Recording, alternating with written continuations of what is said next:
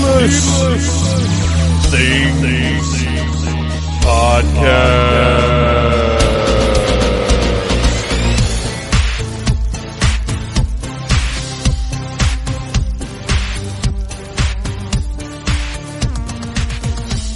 Hey, Phantomaniacs, welcome to the very first episode of the Needless Things Podcast, where we talk about toys, movies, music, and all manner of pop culture dorkery. I am your host, Dave, and wow, to have gone back and listened to this very first episode again after 5 years. It was a little weird. There was different theme music, which is copyright infringing, which is, well, part of the reason why I changed it is that, and part of the reason why I changed it is I was able to use the awesome Les Sexoflex tune Procrastinate, which is much, much better, and also definitely fits my MO, I gotta say. But it was just funny going back and listening to this thing, and I'll tell you, the audio is terrible, and I don't know why. Obviously, things have gotten better, but this has not been available. This first episode of the Needless Things Podcast is not on the Podbean site because I didn't know what I was doing, and I didn't know how hosting worked. I didn't understand any of it because I have figured all of this out myself. I am very much a self-made podcaster.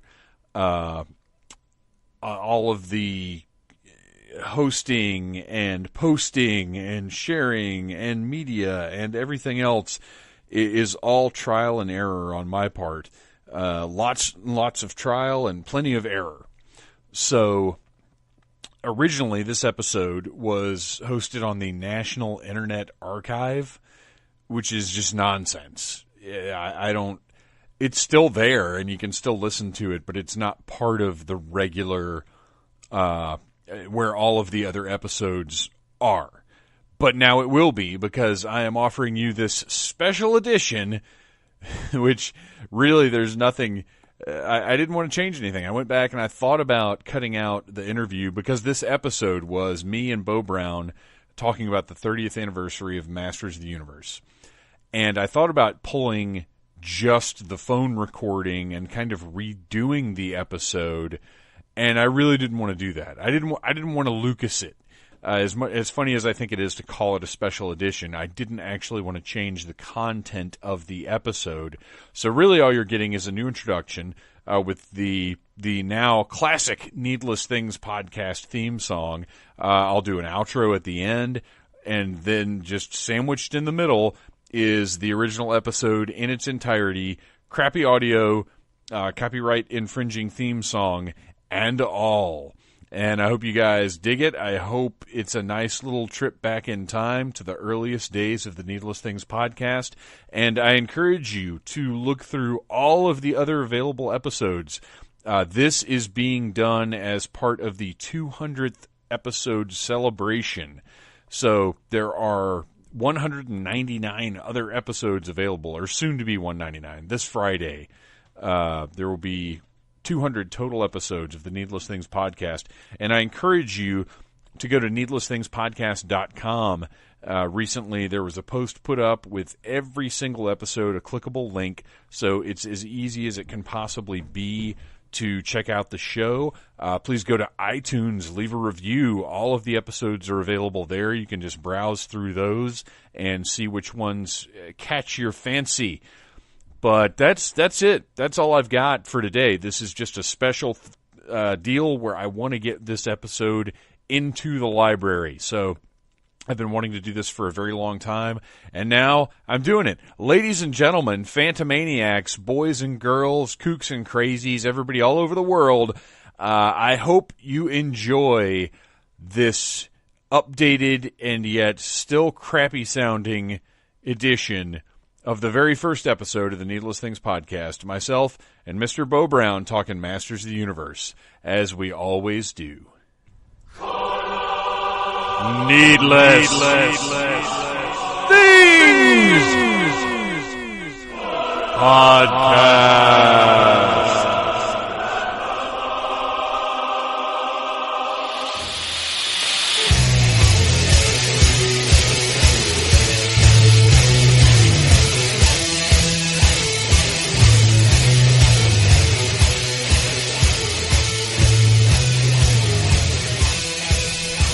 All right, folks, here it is. The inevitable, my wife would probably say the undesirable, the time-consuming, the unwanted, but it was bound to happen sooner or later. The podcasting bug bit me full on the behind, and I had to do it. I had to, I've been running the site for several years now, and I've always felt like I should be talking more so than writing, but that's what I'm going to do right now. This is the very first episode of the Needless Things podcast.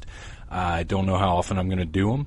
I can tell you that it's going to take something that's a pretty big deal, that I feel pretty strongly about to get me to do one. I certainly wouldn't expect them more than once a month. I think if I do 4 in a year, that's probably going to be pretty lucky because the editing portion of this is not awesome in any way, so we'll see how it goes. But today's is exciting. What I've got for you right here, the very first day of 2013. 2013 or 2013? I guess it should be 2013 because nobody was ever walking around saying 1,983. It was 1983. I've always been kind of against the 20 whatever, but I guess 2013 makes a whole lot more sense, just conversationally. So here we are, the first day of 2013. I've got a new name for the site. I now own the name needlessthingssite.com, as opposed to phantomtroublemaker.blogspot.com, which was always kind of unwieldy and nobody remembered it, and it took up a lot of room on the business cards, which I've still got like 1,000 business cards left with that on it. So I'm going to have to do something about that soon. But 3, 2, 1. But it's exciting. I'm kind of getting serious about a few different things, and I'm also not trying to get too serious about things because I've got a job, I've got to maintain, I've got to keep making money, and unfortunately none of the things that I enjoy doing make me any money. Being a ring announcer for a small wrestling promotion where zombies and Frankensteins fight each other doesn't pay very well. Blogging pays nothing. And doing podcasts, this may shock everybody, but does not pay anything. As a matter of fact, it kind of costs money because you go around to conventions and things like that, or have to support a deviant toy habit. Okay, I would do that anyway. But, so, I have to keep the real job. I have to do as much as I can that's fun while I can do it, while I have the opportunity to do it. And that's where we're at. So I was really excited about doing this one because the Masters of the Universe Classics toy line is huge deal to me. It's my mainstay. I collect lots and lots of stuff. I collect NECA stuff, Star Wars here and there, though not as much as I used to. Not as much G.I. Joe as I used to, but that's mainly because the new movie toys absolutely suck ass. So I might be done with G.I. Joe for a while. Doctor Who, I've got a lot of different lines that I collect from, and then little pieces here and there that, kind of just show up from time to time. Like, oh, look, there's a gremlin, I've got to get that. Or there's a new creature from the Black Lagoon, I've got to get that. But the big mainstay, the big thing that I've ended up being as close to a completist as I've ever been is Masters of the Universe Classics. And it's because of the consistency of the line, the uniqueness of the characters, and just the convenience of collecting, to be honest. They send them all to you, and it's expensive. It costs a lot more than it quite frankly should, but getting them in the mail every month, and I don't even have to think about it for the most part, it's great. It's really good, and they definitely fuck up from time to time. And there it is. There's the first F-bomb, folks. This is not a PG-13 podcast. There will be adult language. I had to think about that and decide which way I was going to go because the other podcast, Earth Station Who, which I'm a co-host on for the Earth Station 1 network, and Earth Station 1, which I have appeared on from time to time when the subject has been interesting to me, they don't use the F-bomb. They don't even use the S-bomb. They keep it cleaner. Director Faber always says PG-13, but they keep it cleaner than PG-13, which I admire, and which I kind of wanted to do for mine, but it felt unnatural. And here's a little secret. You know what? Stick around after the big interview, and I'll tell you the secret, because I've got to have a little closing bit as well. So I'll tell you the secret after I discuss Masters of the Universe classics with none other than Mr. Bo Brown of Bob and Carl Sci-Fi Janitors, the puppet parody masters of pop culture observation, or some such thing. Bo's an incredibly talented guy. He has done things that go along the lines of living your dream, which is something I always respect, and is probably a theme you'll notice recurring, when I do these.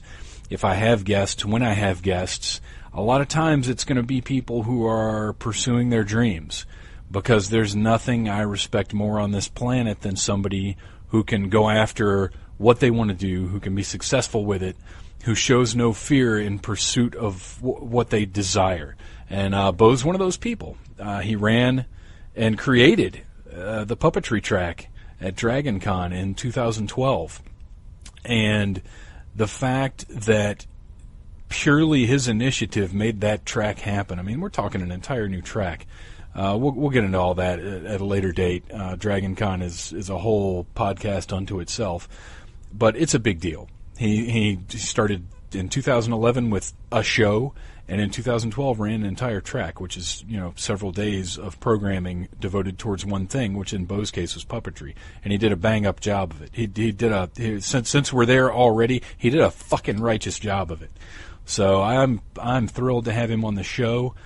It was kind of important to me that my first guest be somebody who I'm on a certain wavelength with, who I have a certain respect for, and Bo is that guy. And let me tell you this, he knows Masters of the Universe. When I was a kid, I loved He-Man. I grew up in the 80s. I'm 36 years old. So I was prime age for He-Man, G.I. Joe, Transformers, Star Wars, of course, although who isn't for that? So I hit all the big hot 80s properties.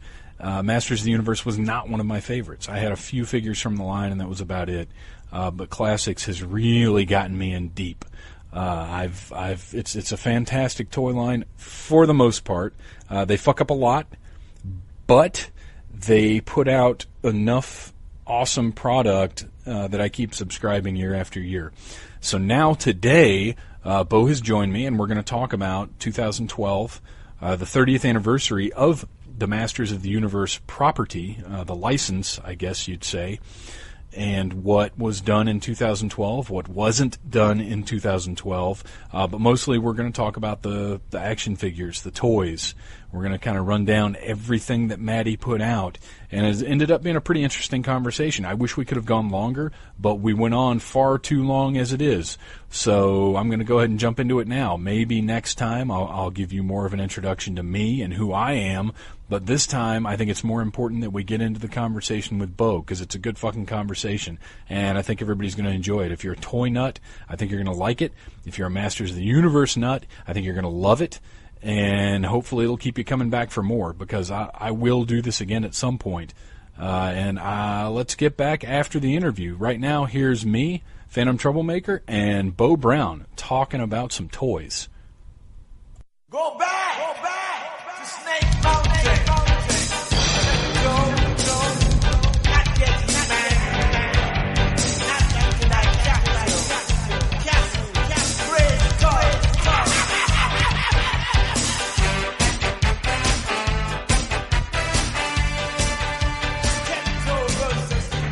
And I'm sitting down to talk with Mr. Bo Brown, puppet master extraordinaire, about some Masters of the Universe stuff. This was kind of a big deal for me, a big enough deal that I wanted to record my first ever own podcast about it. And, when I was a kid, I watched the cartoons every single day, as I'm sure you did. Yeah.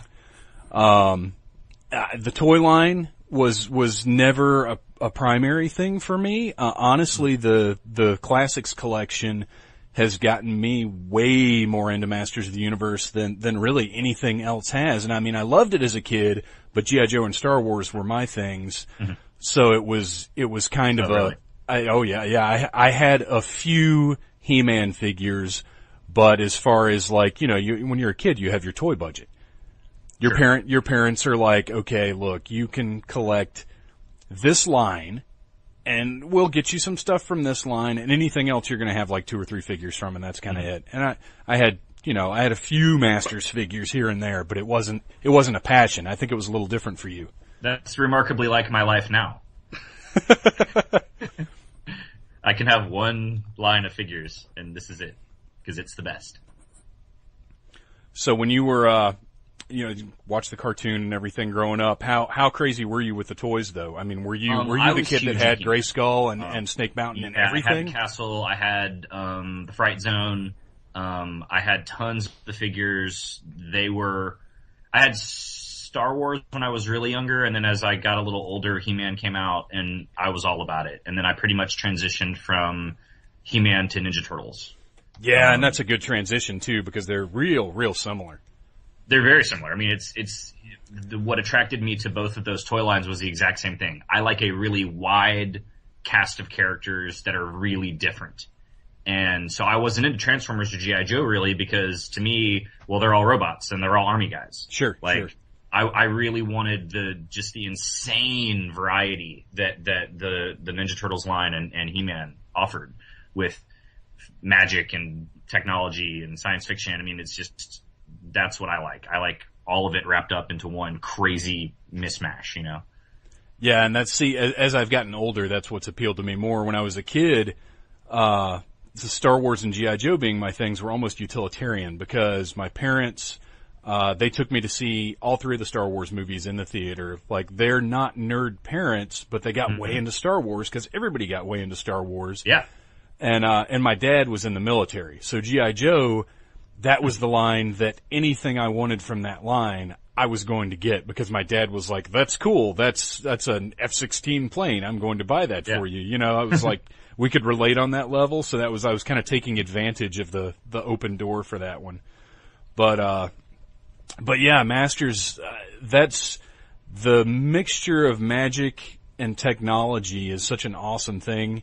And that now is what I've really latched onto. I love that those things exist together, which wasn't really emphasized quite. Well, a lot of things weren't emphasized quite as much in the old Filmation cartoons, but I mean, there was definitely the magic and the technology in the cartoon. I mean, Man-at-Arms was always building some stupid machine that would do something ridiculous, and there was tons of magic. I mean, there wasn't a lot of technology sort of beyond Man-at-Arms, though. And I guess the Horde had a lot of technology. I mean, everything else in Eternia was more sort of, I think, if I recall, it was more magic-based. Yeah, it seemed more magic-y to me. And you're right, it was kind of like Man-at-Arms was kind of the one holdout of technology over there, aside from everybody having vehicles or whatever. But, right. But yeah, it wasn't blended quite as much. But, and your thing, your puppetry, obviously a huge passion of yours, with Sci-Fi Janitors. Did that, how much of a root does that have in playing with toys as a kid? Huge. I mean, my whole reason that I love puppetry as an art form is there's no limit. There's no, it's like animation is the closest thing that I, can compare it to, in the sense that you can tell any story with puppets. Once you remove the reliance on human actors from your story, the sky's the limit. There, anything can be a character suddenly. And so for me, it's like a live cartoon. There's no limit to the kind of just out there wacky story you can tell, because anything can be a puppet. Yeah, see, that's when I was a kid, and my son plays the same way now. When I was a kid, I did the voices for all of the different figures, characters, everything. Whether it was a reference from, watching the cartoon or whatever and trying to mimic what I saw in the cartoon, or essentially they were puppets. Each of those little G.I. Joe figures or whatever it was a puppet. I mean, you're acting stuff out. You're giving it a voice. You're creating a story and drama and whatever else. And granted, you're doing it in a knuckle-brain little 7-year-old way. But I mean, this is where we learned to tell stories, or at least it was for me. It was from playing with toys when I was a kid. Absolutely. Let's go ahead and kick right into the discussion of 2012 as the 30th anniversary of Masters of the Universe. It started back in 1982. The toy line hit before the cartoon, right? I believe so, yes. I think that's correct, and I should have more facts on hand, but, whatever. But I mean, it was huge deal, regardless of how into or not into the toy line anybody in our age might have been. Everybody knows what it is. Everybody knows He-Man. Yes. Everybody knows Skeletor. They are, without a doubt, some of the biggest icons of 80s toys. As a matter of fact, I'd go so far as to say, if you just threw something at somebody that just said 80s toys, they'd probably come up with He-Man before anything else. Yeah, I mean, it's definitely in like the top 5. You're gonna hear, G.I. Joe, Transformers, He-Man.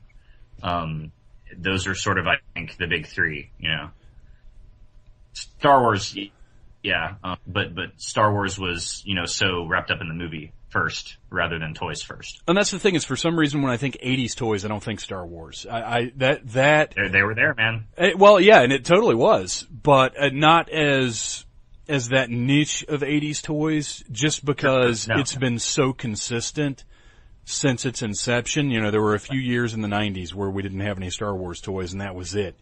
Whereas these, like, Masters of the Universe is very specifically 80s. G.I. Joe is very specifically, like, even though it's still going on now, and was going on long before the 80s, but, like, when you say G.I. Joe, people think Real American Hero. And that's total Reagan-era military, I mean, that's that story. But we're here to talk about Masters of the Universe. And that's right. And as well as She-Ra, which can't be overlooked, even though I did when I was a kid because I didn't want to check out icky girl stuff. I have a much greater knowledge of She-Ra now, thanks to Netflix, than I ever did before. She was great. Yeah, I watched She-Ra when I was a kid because the Horde, I really latched onto the Horde. And so it was the way to get to watch Hordak, on TV. So I was like, I was perfectly fine with putting up with She-Ra because I loved the Horde. Well, and in retrospect, at this point, I feel like She-Ra is the more interesting story because it's the inverse of what you've got going on Eternia. On Eternia, you've got, the good guys are in charge, and Skeletor is trying to cause trouble and whatever, but essentially it comes down to King Randor is still the king. Whereas on Etheria, you've got the Horde and Hordak, and basically the evil Horde Empire's in charge, and you've got a little group of rebels trying to make headway. That is generally going to be a much more interesting story. Yeah, it's the same. It's the same with Star Wars. The first 3 movies are way more interesting because it's about the rebels are the good guys overthrowing the evil, all controlling bad guys. Whereas, in the prequels or whatever, it's like, oh well, we're in charge and there's a trade dispute. It's not as interesting. Come on now, trade disputes are such dramatic material. Right. Everybody loves those. Yeah, but I mean, whenever you have the young, a small group of rebels overthrowing a bigger, I mean, that's so many stories, and it's so many stories because it works, because it's awesome. Yeah. We love rooting for the little guy. We love it when we see the big evil bad guy fall, Now, this is, again, the 30th anniversary, and Mattel in December, as a matter of fact, almost exactly 1 year ago, we're recording this on the last day of the world, if the Mayans were correct, which I don't personally believe they are. Matter of fact, we better get this done within the next 2.5 hours. Yeah, the world might end while we're doing it. Right, exactly. We could be in trouble here. That'd be a waste of time. But almost exactly a year ago, on December 21st of 2011, Matty released a press release about what a big year the 30th anniversary was going to be, all of the new licensing and merchandising deals that were going to be out there, lots and lots of big things that we were going to see. And while this has been an interesting year for Masters of the Universe, I don't know that I feel it's necessarily been a huge year. I got the impression from that letter that we were going to be seeing all kinds of new, t-shirts and hats and wallets and, when something hits a licensing blitz, and believe me, I love me some Insane Clown Posse. When you think of licensing and merchandising, those guys, you can buy anything you want with one of those jester hats or whatever on it. Wallets and socks and shoes and belts and shirts and hats and backpacks. And I kind of thought we were going to get a little taste of that with the way that Matty presented their pre-30th spiel. Did you get that feel? Yeah. I do. I think that it all, other than the 30th anniversary figures themselves, I feel like everything came late. Now I know that's because like the official birthday was towards the end of the year. Like during PowerCon, I think was like the official He-Man's official birthday or whatever. Uh-huh. But like the video, like the iPhone game is just now coming out. The tumblers, like the glasses, those have just sort of come out now. Like all this other, the new DVD set, all that other 30th anniversary stuff, other than the figures, it's like they waited till the very end of the year. It's like it's been the 30th anniversary all year, but they sort of waited till the very end of the year to actually get any of the stuff out. Yeah, it does feel that way. And we are getting some neat stuff, don't get me wrong, because we're getting, the DVD set, first of all, very cool, but what's up with the new adventures? Why not just include the whole run? Because there's a lot of it. I completely agree with that decision. There's a lot of new adventures, and it's not that good. I was a fan until New Adventures, and New Adventures killed it for me. Oh, wow. See, I watched all the cartoons, and I kind of lapsed away, and then New Adventures happened, and I bought He-Man and Skeletor, the figures, because I liked the additional articulation. I liked the slightly more realistic proportions of them. So I was like, I'll give these a chance. These look pretty cool. And I bought them, and I was like, these are good figures. They're good toys, because they were very good toys. It was irritating that they didn't fit in with the existing He-Man style. See, that's totally not like how, like I thought they felt cheap to me. They felt half-assed and cheap to me. Interesting. As a kid. Yeah, see, I remember being very happy with the figures, but I'm one who likes style to be consistent, and I was ultimately too bothered by the fact that they were different from the existing He-Man line. And then when the cartoon happened, I remembered stop caring. I don't remember a thing about the cartoon, but I remember watching it, and that killed it entirely. I remember watching it and going, this looks like Robotech. I fucking hate Robotech. and didn't want to watch it. That's funny. I actually went through a Robotech phase where I was reading the novels and trying to watch as much of the animation as I could. And I totally dug it, but it only lasted like a year, if that. It's funny to think back into things that we got into, and when you initially think of something, you're like, oh, I was into that for a few years, but then when you break it down, you're like, wait, that was like a 6-month phase of my life when I was, in middle school. That's nothing. But, it didn't do it for me. It didn't feel like He-Man to me. Yeah. And I think maybe it's because there wasn't any magic, or it wasn't barbarians anymore, or what, but, I mean, I know there was magic, but it wasn't, it felt like He-Man. It felt like they were like, hey, these kids love this Japanese animation, so that's what we'll do to sell He-Man now. Right. And it totally rubbed me the wrong way.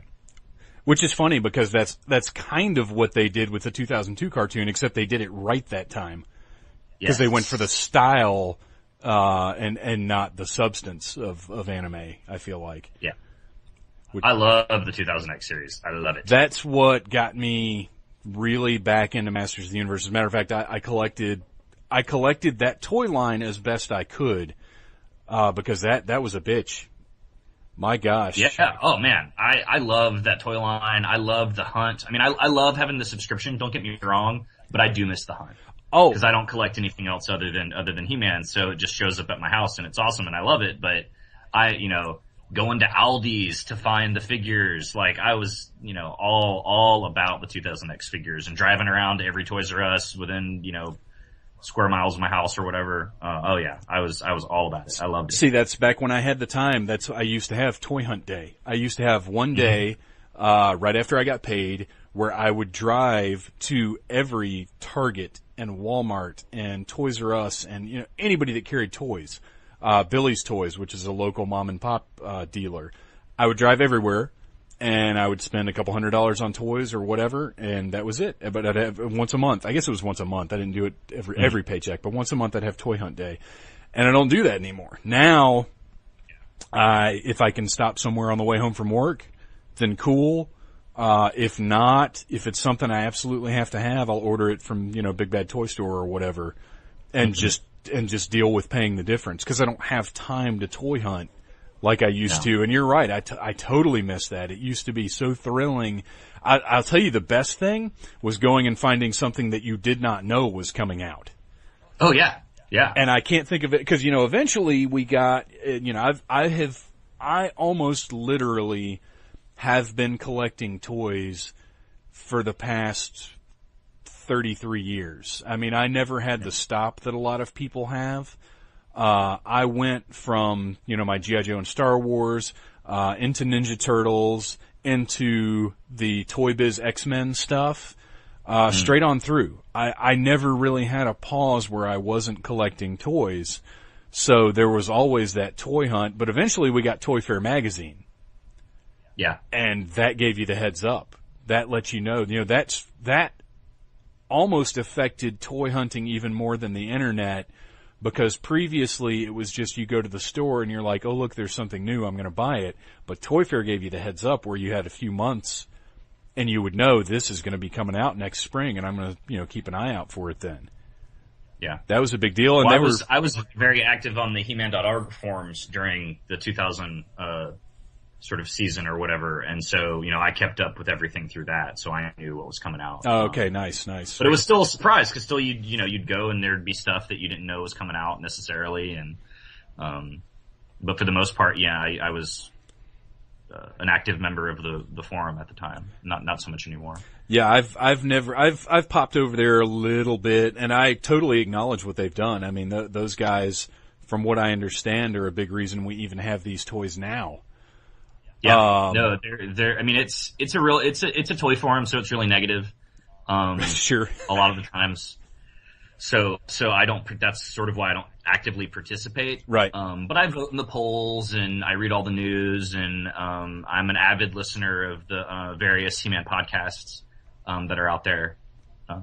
So I just love listening to people talk about it. So now I'm so excited I get to do it. That's right. And it's so funny that I've come to this point where Masters of the Universe is kind of my main toy line and is such a big passion for me, with it not necessarily having been like that in the past. Because even with the 2002 line, I was way into that, but it was so frustrating looking for it. I had little lapses where a wave would come out and I'd be like, I can't do this again. I can't. I can't look for these guys, and then I'd come across, Whiplash. And I'd be like, oh gosh. That was one of the best figures of that line. Oh, no doubt. Well, but that's the thing. It looked great. Every figure in that line was one of the best figures in that line. I mean, that Ram Man's, I'm sitting here looking at him on the shelf right now. Ram Man's fantastic. Manny Faces. Maybe the orange isn't so great, but I mean, they're all such amazing figures, and it's all the Horsemen. Oh, thank you, Four Horsemen, for everything that you've done. He-Man would be nothing without them. Gosh, you're not kidding. These days. And how genius. And I think that they are so responsible for, because we live in this we live in this golden age of second generation geekdom, where the people who were making He-Man, the people who were designing the original He-Man didn't grow up with it. They were making it up as they went. Right. But now the toys are being designed by people who grew up with them. And so there is, I think, a level of passion and investment in the characters and in the way they look that didn't exist, that's never existed before until this sort of, next generation of toy sculptors has come around. Well, and that goes across all forms of media. I mean, the people, well, granted, comic books have been like this for a very long time, where the people creating them currently were fans when they were kids. And it doesn't work quite as well in that medium, I don't feel like, which is a whole nother podcast. But in toys, when you were a kid, when I was a kid, we were sitting there looking at an action figure thinking, how could this thing be better? Because I was always very critical of my toys. As much as I loved them, I was always thinking, the reason I switched from Star Wars to G.I. Joe was the articulation. Mm. That was the transition for me. Those knees and elbows, man, that's what did it.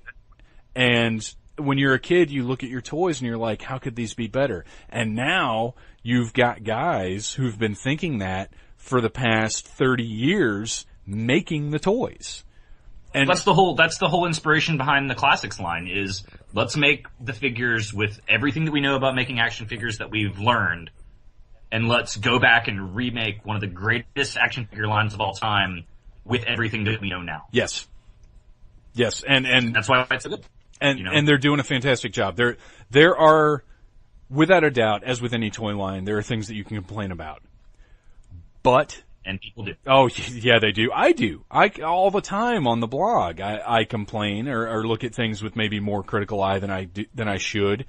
But gosh, it's a fantastic line. I mean, it really, when it comes down to it, aside from the small mistakes that are made in production, what an amazing line we've got sitting on the shelf. I mean, how this many figures. Yeah, I mean, if our biggest problem is that King Hiss's shoulders are backwards and I can't tell. No. I have no clue that King Hiss's shoulders are backwards. If that's the biggest we've got, man, we're lucky.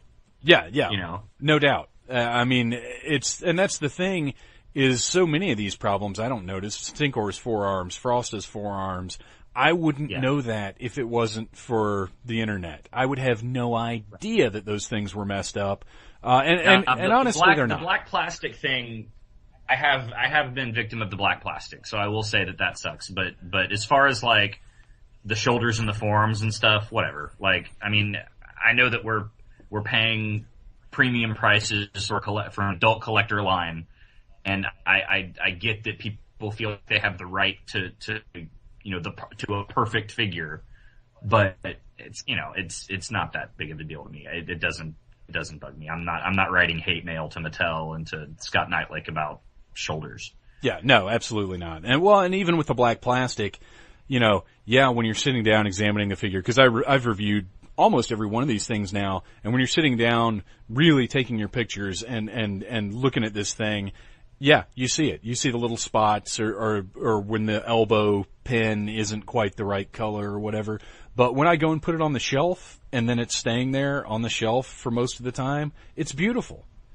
Even that, it's not okay, but at the same time, it's not something I'm going to lose any sleep over. Right. So I feel the same way. Yeah. I mean, it's just it stinks, but at the same time, whatever. We've got great stuff. Now, speaking of 30th anniversary, speaking of action figures, this year we got 6 30th anniversary action figures. I doubt very much that any of them were what anybody would have expected when somebody said 30th anniversary figures. When they first made that announcement, what was your thought as far as what we might get to celebrate the 30th? I didn't know. I mean, I sort of thought a re-release of original figures, like they did in 2000, would have been something that they would have done, although that's not really that great of an idea since they just did it. But I wasn't expecting new characters. No, see, that's my thought was we're probably going to get the ultimate He-Man that everybody's been sort of speculating about without a single fact to go on. But it's one of those things that everybody's always speculated, well, they could do a He-Man figure with even more articulation. Yeah, super articulation, yeah. And all of the parts to make, every different He-Man that's, New Adventures and Standard He-Man and whatever else. But I'll tell you honestly, and that was my thought. That's what I thought we were going to get, is maybe a series of deluxe figures.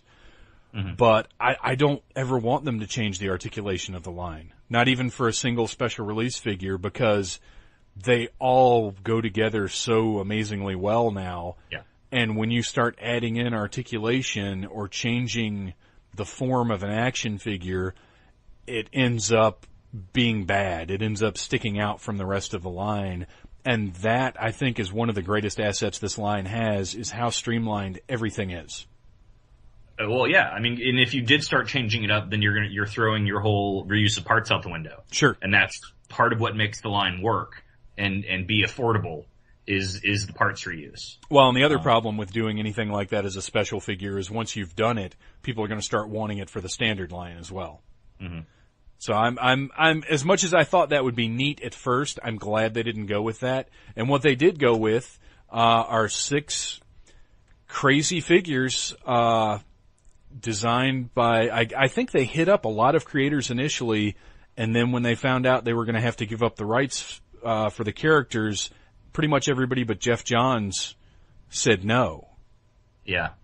And I mean, in interviews with Scott, I've heard that there way he says it is that it's like, well, there weren't that many people interested. But that may have been the reason. But I mean, I think it would have been great if some of the old designers could have been brought back to design new characters. But I'm happy with the result. I'm not going to lie.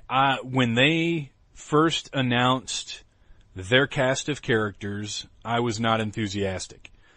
Now, Photog, I was stoked about. I was stoked about Photog too, because I think good on Mattel. Yes. Good on Mattel for making Photog and manning up to the 30-year-old promise. Yes. To this guy. You know, I think it's just fantastic for him. You know, and the set and the fact that Photog is a piece of He-Man history. Well, not only a piece of He-Man history, but I think another thing that makes him special is what a piece of internet history he is, which works with the, you know, the selling, the style of the Masters of the Universe Classics line. Because I first knew about Photog from xentertainment.com. Mm-hmm. And it's a post, I think it's probably the biggest number of hits that site has gotten. And it's just something that he dug up. If you're not familiar with X Entertainment, it's a pop culture based website. It's now dinosaurdracula.com. But this guy, that's a strong choice of a change. Yeah. It's kind of crazy, and this just recently happened. But I owe a good portion of my internet career, I guess you'd call it, my Z-list career that I've got going on here. I owe a lot of it to reading X Entertainment and to that guy's style of writing and the things that he wrote about. He was the first one that made me want to write things and put them up on the internet. And I found this article, yeah, absolutely, without a doubt.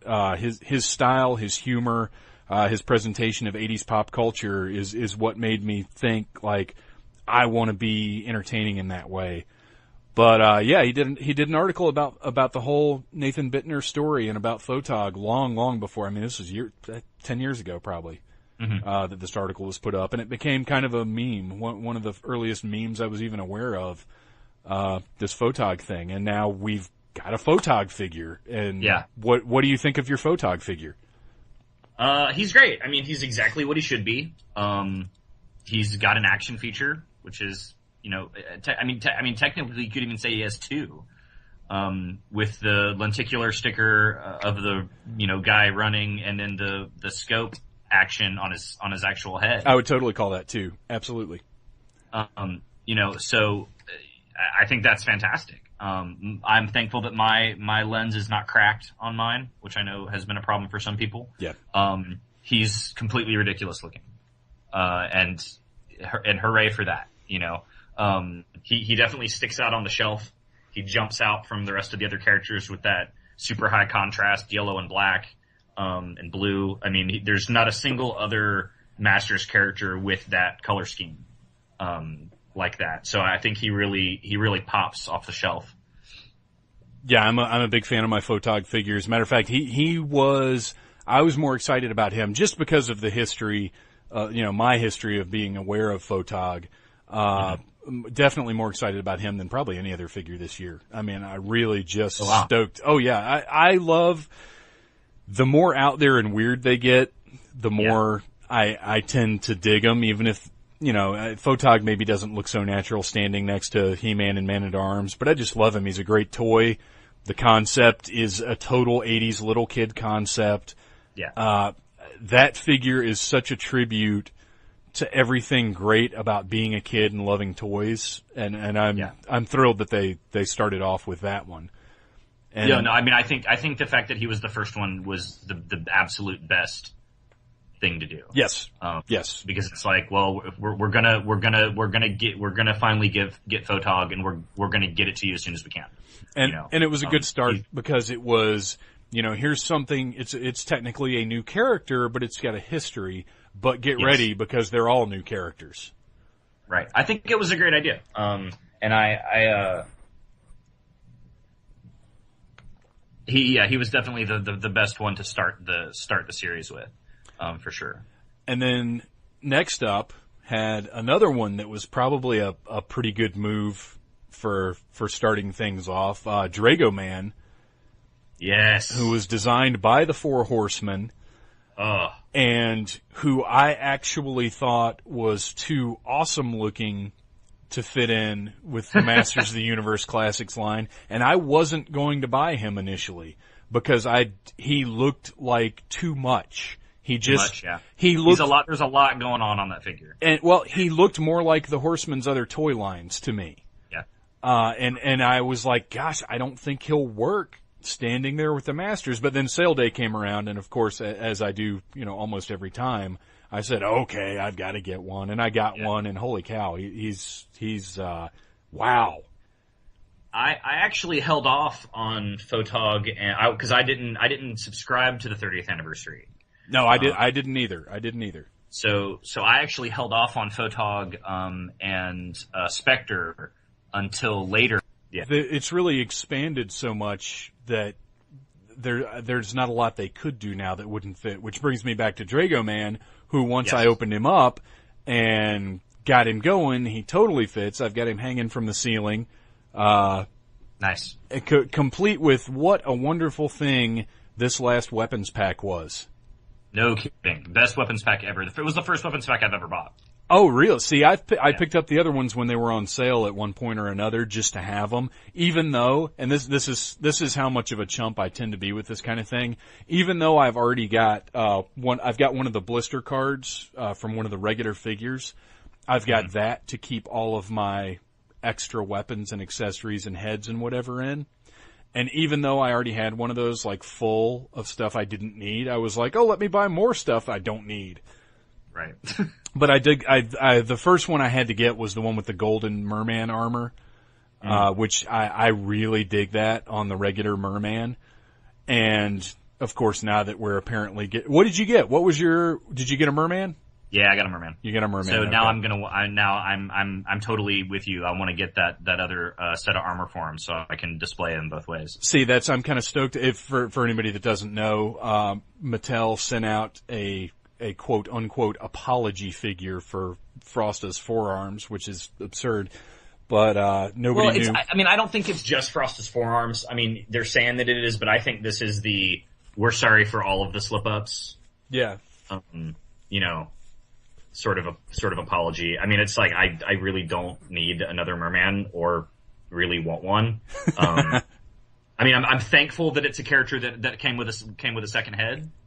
Well, I mean, technically it could be an army builder. I mean, it's, merman is from a race of mer people. Right. So, cause I've got, a merman, and then I've got the merman from the Aquaman set that they did. Oh, yeah. That's the bluish one? Yeah. And he's really nice looking. And so now. Speaking of that, do you have Battle Armor Faker? Yes, I do. That's the one figure I don't have. The one figure I don't have that I want. Oh, wow. Yeah. I believe me, I was watching ToysRUs.com like a hawk. Because I'm kicking myself because I could have gotten him. I could have got him. Oh, really? And you just, what'd you do? Just say, no, I don't need it, or what? And it was just like, it was before I sort of decided to be a completionist. I was still sort of like I wasn't going to get Photog. I was like, I don't have to have all of them. And now I'm totally, I have to have all of them. Oh gosh. See, the only one that's eluding me right now that's absolutely driving me crazy is Wondar. Oh, really? You don't have a Wondar? He is the only one, cause there are a few here and there I don't have, cause I'm not a completist either. I don't feel like I have to go back and get all the old ones I missed, although I did get a King Grayskull, when they put him up on sale a couple months ago. See, I got my King Grayskull in San Diego, so I don't have the orb. Oh, and no. I don't want to buy another King Grayskull just to get a ball, you know? Yeah, because let me tell you, it's so funny to me when you go on the Maddie forums and people are like, it doesn't matter if you get something you don't need, just put it on eBay. Let me tell you how much success I've had on eBay selling things I don't need. Not a lot. I'm lucky if I break even, I'm lucky. Yeah. And this is not a line where just everything that comes out, you're good. Cause all I want is to break even, and I can't even do that usually. No. Cause I don't want to make a profit because I feel like granted I should want to make a profit, but I subscribed. I knew there were going to be some stinkers. It's not like I feel like I'm owed anything. No, But, I mean, unless you're sitting on a pile of Shadow Weavers, you're not going to make your money back. right, exactly. All right, so Drago Man ended up being awesome. Ended up being Beautiful such a good addition, and now we've got the full figure because they put his weapons out as well. So let's move on to possibly the most controversial figure of the entire line, Yes. the Mighty Spector. The Mighty Spector. So do you have a Spector now? I do. I got him when I got Photog. Okay. I think that Scott is completely within rights to have done what he did. I agree with that. I agree with Anybody who busts his balls about it, whatever. I mean, when you think about how much work this guy does and how responsible he is for us having these figures at all, this guy could make 5 figures, whatever. Like, I mean, and he's the boss, whatever. Like, if I was the boss, I would totally want to have my own figure too. There would be a Phantom Troublemaker figure in every line I ever had anything to do with if it were up to me. I mean, I totally don't begrudge him that in any way. And I'll tell you one thing. Have you read his journal entries that he put up on the site? Yeah. And He's about not doing those right now though, is he? No, he hasn't done one in Sort of quite some stopped time. After, for some reason I want to say Randor, but I don't know. I can't remember what the last one he did. He only did maybe 11 or 12 of them and then kind of Well, I think he's been off. really busy with the 30th anniversary stuff. So. Yeah. But he has every single right to make, quite frankly, you're right, 5 figures if he wants to. And that's totally fine. However, I also have the right to not care for his figure and not buy it, which is the choice that I made. This has nothing to do with Scott Knightlick because it's just all about the figure itself. Yeah, that's exactly right. Judged as a figure alone. Yes, that is exactly correct. Because I don't have a problem with Scott Knightlick.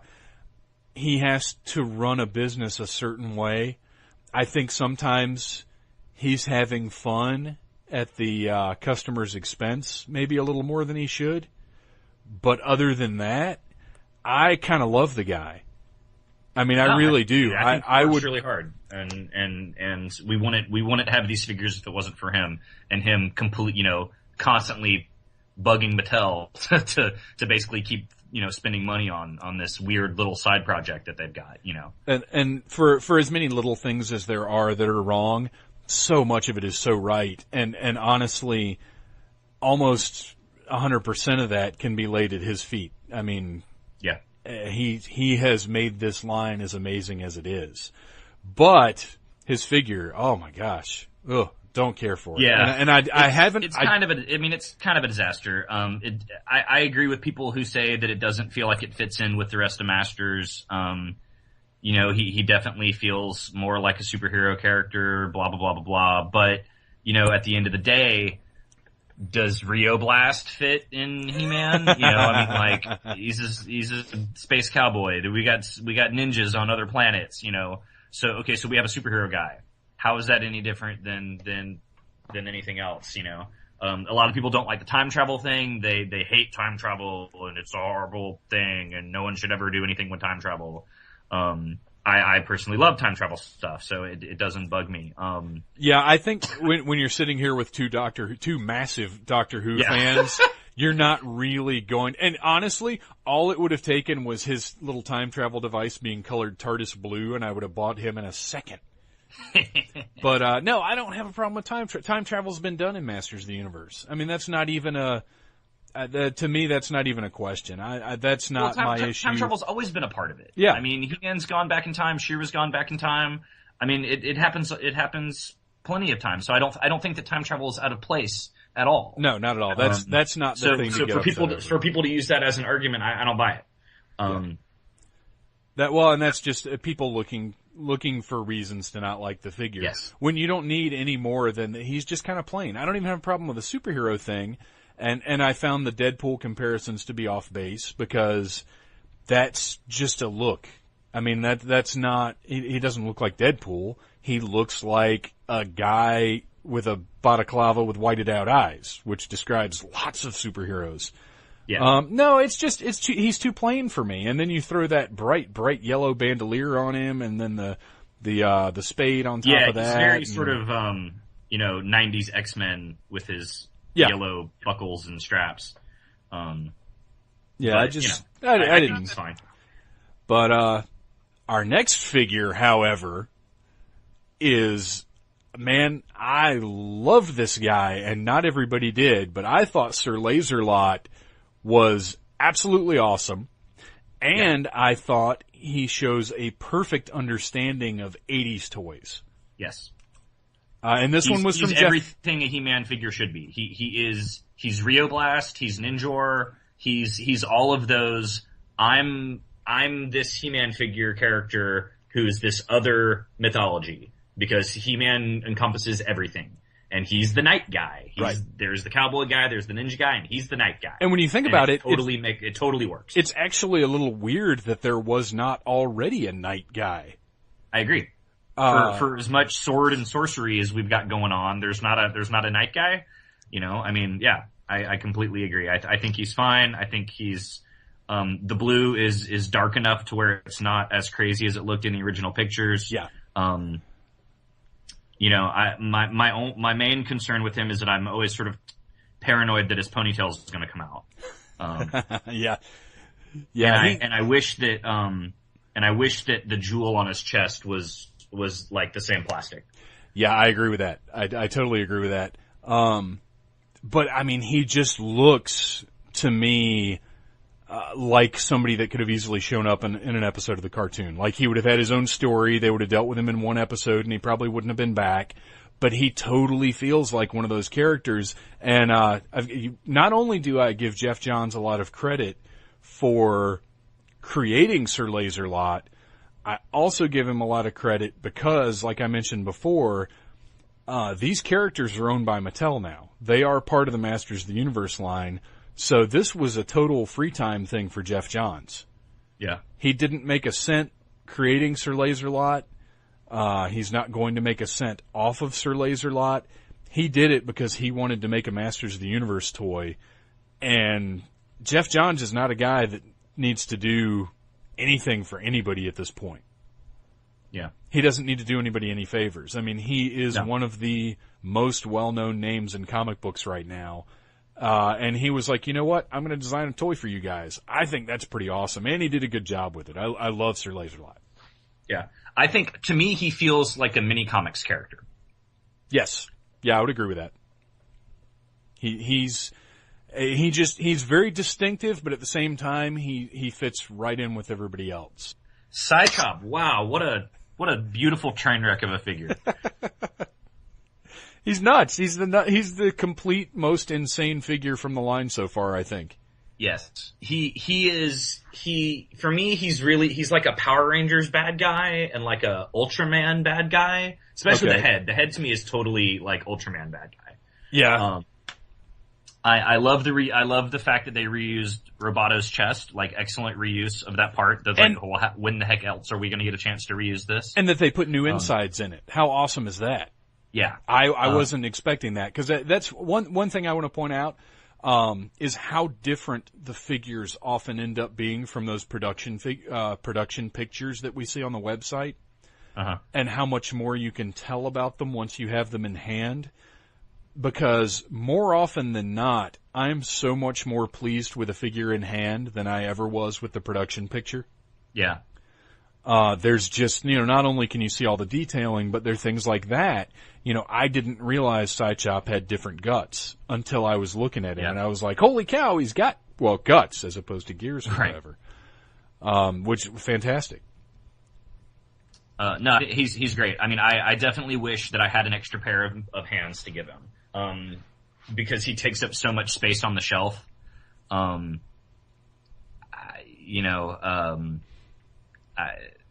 it might, and I wish, like, I mean, you can't even buy another Horde Prime, Right. because if you wanted to do like Horde Prime and then you reuse this belt to make the UK Comics Horde Prime, well, then you still need all four hands.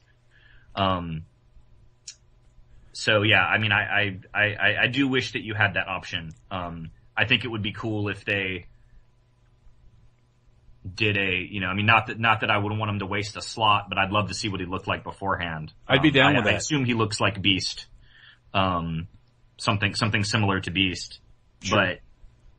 But, just as, blue hairy guy. But they're really using that prison star in the bios. Yeah, they're getting some mileage out of that, which I think is cool. I mean, I think that's a neat plot point. I'm down with that. But my question is, like, when did Skeletor have all this? I mean, how did Keldor get off the planet? Like, cause he busted who? Trapjaw, or he busted Cronus and Ninjor. Am I forgetting anybody else out of Prison Star? Flog? Yeah, I want to say there was another. It might be Flog. I think it was one of the mutants. Well, I mean, obviously a bunch of the mutants came from the Prison Star, but sure, because that's where the Prison Star comes from. But as far as what's been specifically named so far, yeah. I see there are a lot of issues with the time frames, but I have this thing when we're discussing, because the other podcast I host is the Doctor Who podcast, and I have this thing when people get too into times and details. Yeah, I say, because Doctor Who. Right. And I think the answer is because He-Man. Yeah. Like, I think there's only so much. Yeah. When it's a fictional property, I'm willing to forgo logic for love. Yes. I guess. Yeah. But I think he looks cool. I mean, I think he definitely fits with the He-Man, like, I had a horrible accident and now, for some reason, some scientists were smoking lots of crack when they saved my life. And now I have some extremely practical cyber enhancements. Right. Well, and that's so He-Man. And it is. It totally is. It's like if the guys that made RoboCop were smoking crack. I mean, that's exactly, you nailed it there. And this is, I do want to mention, this was designed by Terry Higuchi. Yes. Who is part of the design team for Mattel. As far as I can tell, what his job is like the Four Horsemen sculpt the figure and then they give it to Terry, and Terry goes, here's how we make it an action figure. Okay. And he's the one who sort of like breaks it all down and turns it, puts the joints in where they would go and any sort of, moving parts that have to be done. He figures that out, which I think is a testament. Which, I mean, it sort of makes a lot of sense that he did a figure like this. Like, the way that Cychop's scissors work with those grips on the back of the blades. Yeah. Where you just sort of squeeze them and they just open. That's a guy who designs how toys work. Well, and how awesome is it that those blades are even articulated? I mean, it would have been very easy for them to just send out, one blade in one position, one blade in the other position. Kind of like what they did with Slushhead. Right. Where he's got the one arm has the articulation, but the other one's just kind of a thing that's sitting there. Mm-hmm. And that's kind of what I thought we were going to get with Cychop. So I was thrilled that those things move and that they have such a wide range of motion. I mean, they open up wide enough. They work. They don't stick. They work wonderfully. Yeah, and they pop on and off very easily too. I mean, there's no problem whatsoever. I mean, they stay on securely, but they also are easily removable. I just wish I had another character with hands to sacrifice for him. I mean, like, you've got, I guess, Spike-Ore's got a hand. Yeah. But other than that, there's not a spare. Well, I feel like he was kind of the victim of the budget because there's no doubt he should have come with another pair of hands, because he didn't come with anything else. I mean, he came with the belt. Which is like the worst Horde belt ever. I mean, I know why they did it, and it makes sense because now you can make between with Horde Prime, Spectre, and the belt, you can make UK Comics Horde Prime. Sure. And I think that's great, but like, I'm sorry, no one in the Horde wears orange. You wear red. You wore red and black when you were in the Horde. Well, and that was don't my wear other... a big orange belt. So actually what I did is I took Ratlor's Horde armband and put it on him. Oh, and nice. That's how he's the Horde. Yeah, That's his Horde. and that's the only thing, aside from the lack of an extra pair of hands with Sidechop, is his colors are not Horde-y.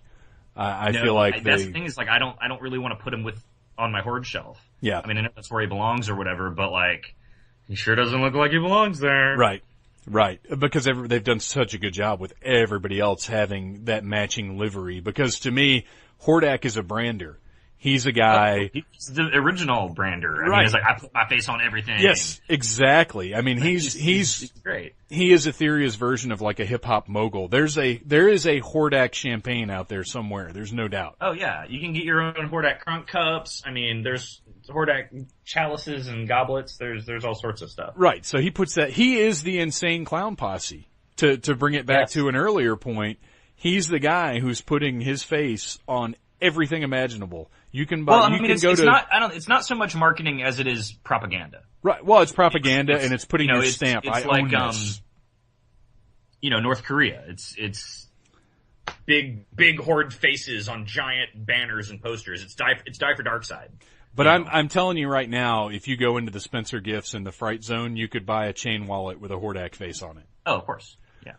So, Castle Grayskull Man. I have no segue this time. I'm a little disappointed, but what are you going to do? Castle Grayskull Man. When you first heard that name, because I think we got the name before we got a really good look at it. Well, it was at the presentation at Comic-Con, is that right? Yeah, I think so. And I heard the name before I actually saw the picture because I had to dig around and find pictures online because I did a transcript of the presentation and saw that. What was your first thought when you heard Castle Grayskull Man? I mean, when I heard the name, I was like, "What?" But then you see him, and he's just so perfect. Like he is the perfect figure to accumulate the 30th anniversary line. I mean, the fact that it should have been no contest for this character to have won. It just, there is no, I don't think there's a, I mean, when, having seen the runners up, I don't think they come anywhere close to how perfect Castle Grayskull Man is. I would totally agree with that. And I wasn't, when I first heard the concept, I was like, I don't know how this is going to work. And even when I first saw the picture, I was like, okay, and then something just clicked in my brain when I saw the way that they had, they used the shoulders to make him rocky and just, they nailed it. The color's perfect and the boots and everything. I was like, okay, this might actually be perfect, except for that blonde hair. The blonde hair put me off of him so much, but then once he arrives, it's not blonde. Yeah, I'm very thankful for the that it's more greenish too. But I mean, I think that the hair is delightfully 80s, and I mean, he's the ghost of Hulk Hogan and and Castle Grayskull had a baby. I mean, it's I want him to like rip his armor off, and then just the guy who made him is so awesome. Like, the fact that he made the commercial. It's not just the fact that the figure is so great, but then then we get this guy who makes this video, and the video is hilarious. So, I mean, I feel like I didn't just get a figure. I also got, like, a celebrity. Well, he's kind of like Photog in that he's got a little chunk of history with him, a little chunk of, like, there's a personality behind this as well, whereas exactly. Photog, that personality was a little kid. It's one of us from the 80s. I mean, that's Photog's background. This is one of us now, which is why they are such good bookends for the 30th anniversary releases. No, he's great. He looks awesome on the shelf. I can't wait to put him with my castle. Oh gosh, I know.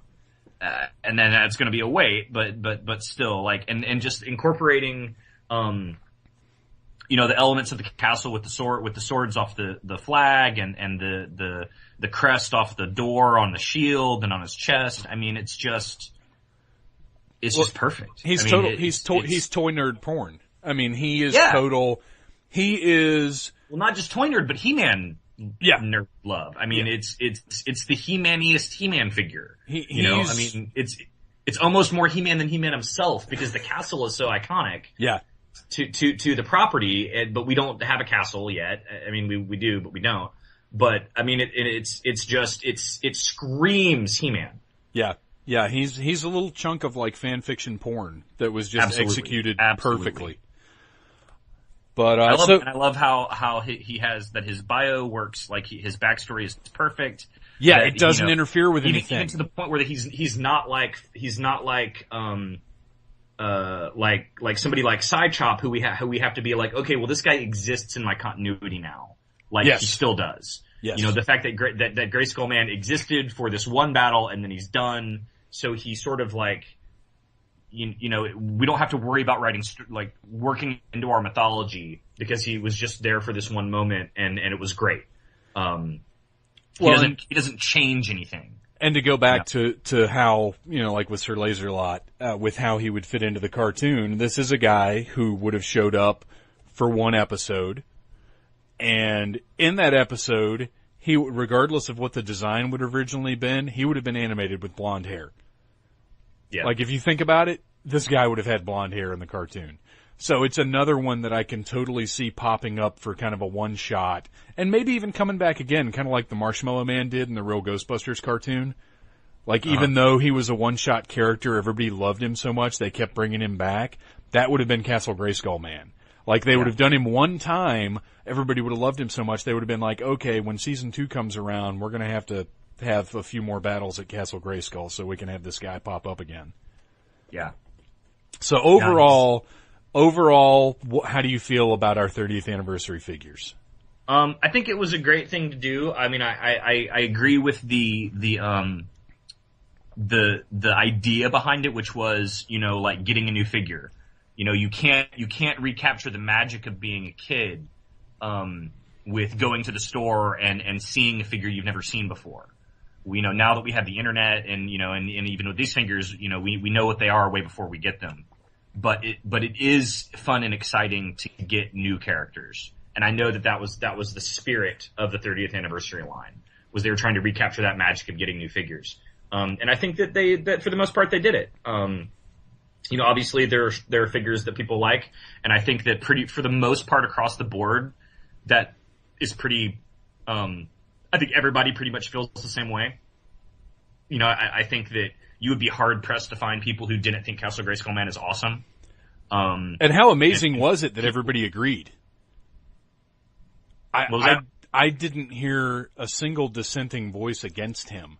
Like, no. Everybody everybody seemed to love this guy, which is pretty amazing for this line. For a bunch of toy fans to have everybody agree on something and love something is I think also a testament to the design. Yeah. There's nobody who doesn't love this figure. And I think that Drago Man's pretty much the same way. I think that they knocked it out of the park with Drago Man.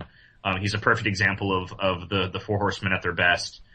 I think it's safe to assume that, people appreciate Photog, whether you like the figure or not. I think that everybody sort of agrees that the figure deserved to be made. And that, he is a piece of He-Man history. There are people who don't like Sidechop, and there are definitely people who don't like Laser-Lot, and I think that, probably, Spectre is the least appreciated. But they're all great. I think that they all have excellent reasons for having been made. And I'm very happy to have them in my collection. Yeah, I agree. I feel like, as much as I wasn't sure about it, because like you, I didn't subscribe either, because what they gave us initially didn't inspire me enough. But I'm thrilled with what we've gotten. I feel like this 30th anniversary subset was a huge success. even Spectre, who I didn't buy, but like Scott deserves it. Exactly. He deserves that one, so it's fine. I have no problem with it. So as a group of six figures, a subset of what we got this year, they nailed it. I really feel like they did, and I didn't know that they would, but in the end they did. I think each figure has something different and interesting to offer, and I'm glad to own the ones that I do. And there's, at some point, if I ever came across Spectre, for cheap, and I didn't have to pay shipping, I'd buy him just to have him. Yeah. But I'm not going to pay shipping for the guy. But overall, this 30th anniversary, they've, as far as the figures went, they did a great job. I think they made some really good decisions. I agree. By the power of Grayskull.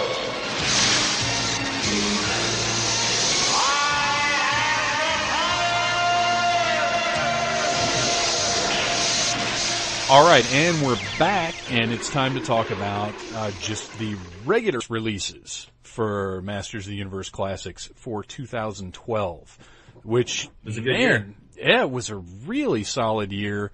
It was a great year. Got a lot of variety. There were a couple of things that I probably would consider to be duds, just for me personally. But when I say something's a dud, I'm talking about for me.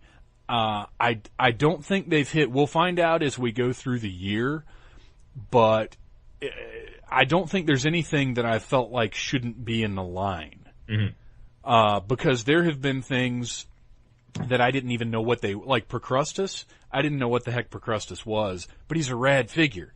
Oh yeah. Like, I don't mind getting him at all. So even if there's something that I personally don't care for, there's probably somebody out there who's stoked to be getting it, and I don't begrudge them that. So yeah, I think to give, like, especially with Procrustes, if you're going to give the mini comics some love, way to knock it out of the park. Like, who would have thought that the mini comics would get represented with a giant? Like, not just some obscure character, but like an obscure character who's also like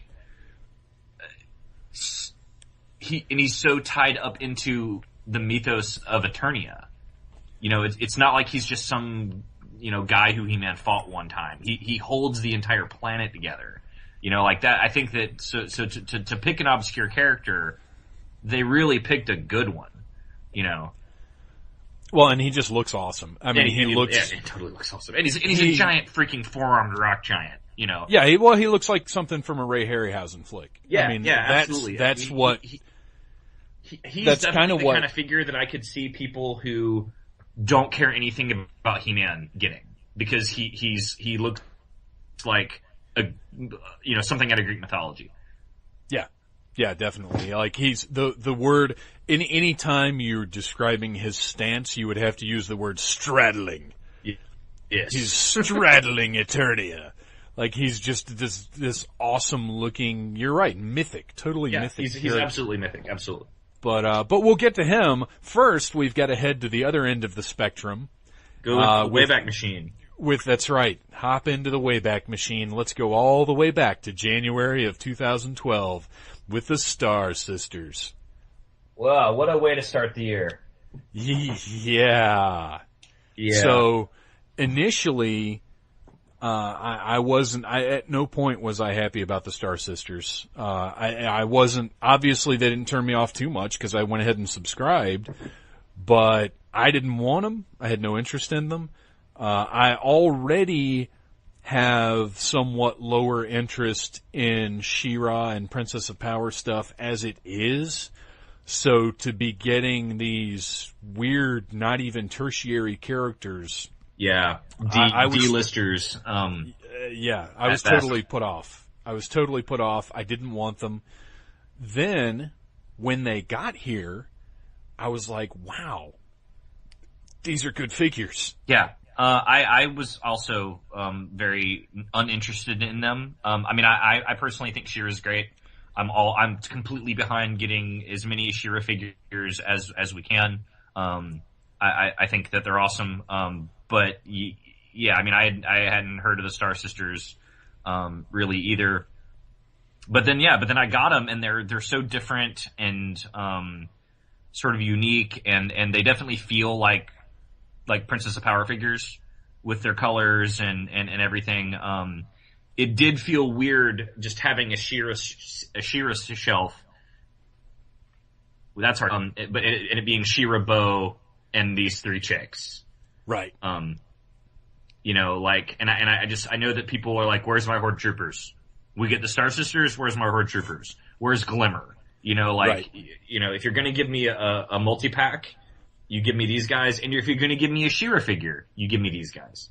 I definitely see why people were bummed. I definitely, you know, I think that now with the roadmap, being limited down to 2 years, just through 2014, I would say that we probably wouldn't have gotten them if we hadn't already got them. Right. Oh yeah, no doubt. You know, so it's sort of like, man, who am I not going to get because I got the Star Sisters? Yeah, that's exactly correct. And so, as far as them being part of the line, I'm not real happy about it. But as far as them being decent figures, they are. I gave them. They look good. I gave them to the wife. She's got a little shelf of figures that I haven't wanted or whatever, and plus I bought her own She-Ra and Swiftwind because, you know, she's a lady. She wants lady things. Yes, lady things. But yeah, I don't have them on my shelf, and I don't miss them at all.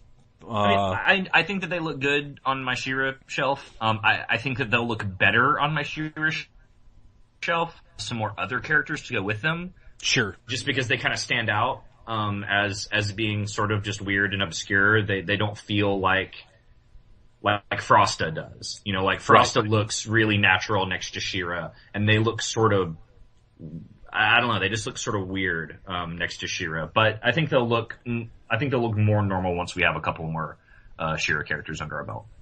Yeah, definitely. But then in February, we've got Sorceress, Fisto, and Shadow Weaver. Yeah, of what a all month, people. man! That was February was good.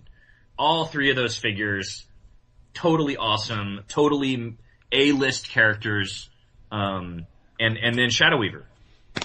You know, the figure that we've been waiting for forever, and she's beautiful, she's amazing, she's almost, I mean, what? She's 100% new sculpt.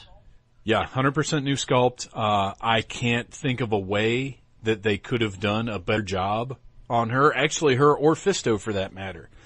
I feel like those two are some of the best figures that we've seen. Yes. Because I can't think of anything within the realm of how they make Masters of the Universe Classics figures. I can't think of anything else they could have done to make those figures better. Fisto, we got the extra head, we got the extra belt piece, we got, I mean, the sword. Man, well, I mean, they went all out with both of those. We got every single thing we could have wanted out of Fisto. Yes, he actually. I can't think of a single thing that would have made him better. I think he's the closest we've gotten to one of those ultimate figures, like we were discussing before. I would say, we'll get to that later. But yeah. But he is on my list of perfect representations. Yeah, there's nothing they could have done more. No, he's just about. I mean, he is perfect, really. I mean, not even just about perfect. He's perfect. He's one of the first of the sort of super detailed face sculpts that we started to get. Yes. And I think that's great. I'd like to see it kept up. So yeah, I love Fisto. So Sorceress. What are your thoughts? Great from One Direction. They did from the front a fantastic job of representing the sorceress as kind of we all know her, the most iconic sorceress. Yeah. But holy cow, those wing joints look horrible. Yeah. And I don't understand the claims about safety, because this is a line that is specifically marketed to adult collectors. Yeah, but it's still a toy. They still have to follow the rules. It's Mattel. Mattel's standards and practices, whether it's for adults or not. But yeah, I mean, she looks great, but only one way. You can't pose her. You know, she has zero posability. Yeah, she's not ever gonna sit in the throne.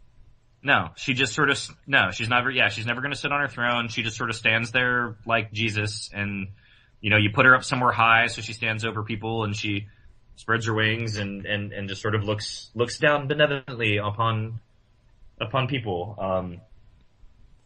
She looks great from One Direction, Moving on to March and Cobra Khan, who, wow. Cobra Khan and Fisto. Cobra Khan is who I was going to mention. Cobra Khan is perfect. He and Fisto are the sculpt on him, there's nothing I would change. He's absolutely perfect. Now, he's not like Fisto in the sense that he hit the 2000X. Right. Well, I guess he did. I guess, with the hooded head, you got your 2000X, Cobra Khan. But he's just perfect. He's just tight, all new torso just for him, which I thought was great. Yeah. Cause we rarely get new torsos. His face sculpt is wonderful. He's perfect. He and Fisto are like, to me, really perfect, examples of what classics is that translation from vintage figure to modern figure. Yeah, I agree. I agree that he's as good as he could have realistically been, but I would have liked a closed mouth so much. I wouldn't have taken it over the heads that we got, but I just standing there with his mouth open, and that's how the old figure is, and that's correct. But man, I would have liked to have a closed mouth. Yeah, that would have been nice, but then that would have been 3 heads. Right, and that would have been absurd. So it's not practical, but it's just, when I look at the figure, I think I wish that was maybe hinged or something. I don't know. Right. Just some kind of solution. But overall, he is fantastic, and that chest is really nice. That's, and the fact that they didn't reuse that one. Yeah. And not just that they didn't reuse it, but they went ahead and did it anyway, knowing that they weren't really going to get any reuse out of it. Yeah, you're never there's nothing else that's going to use that. You can't for anything. So he was solid. He was totally solid. And he had new shins, right? Now they got to reuse the shins on the Snakeman Warriors. Right, but they were new on Cobra Khan. Yeah, so really it's a new crotch, new chest and head. And new shins, but everything he wasn't else was the reused. first so, one. It's not totally all new, but still enough new stuff to sort of explain why, he gets another head and he gets his cheesy little gun. But and he got his little pet. So man, you really did actually get a lot out of him for a relatively simple figure. Was he the first one to use those forearms? He's got the crazy pointy forearms. They reused him on Dragon Blaster Skeletor and the other Snake Warriors. He may have been the first one with those arms. I think he was the first to have them. So I believe he got a whole lot of new parts. That's true.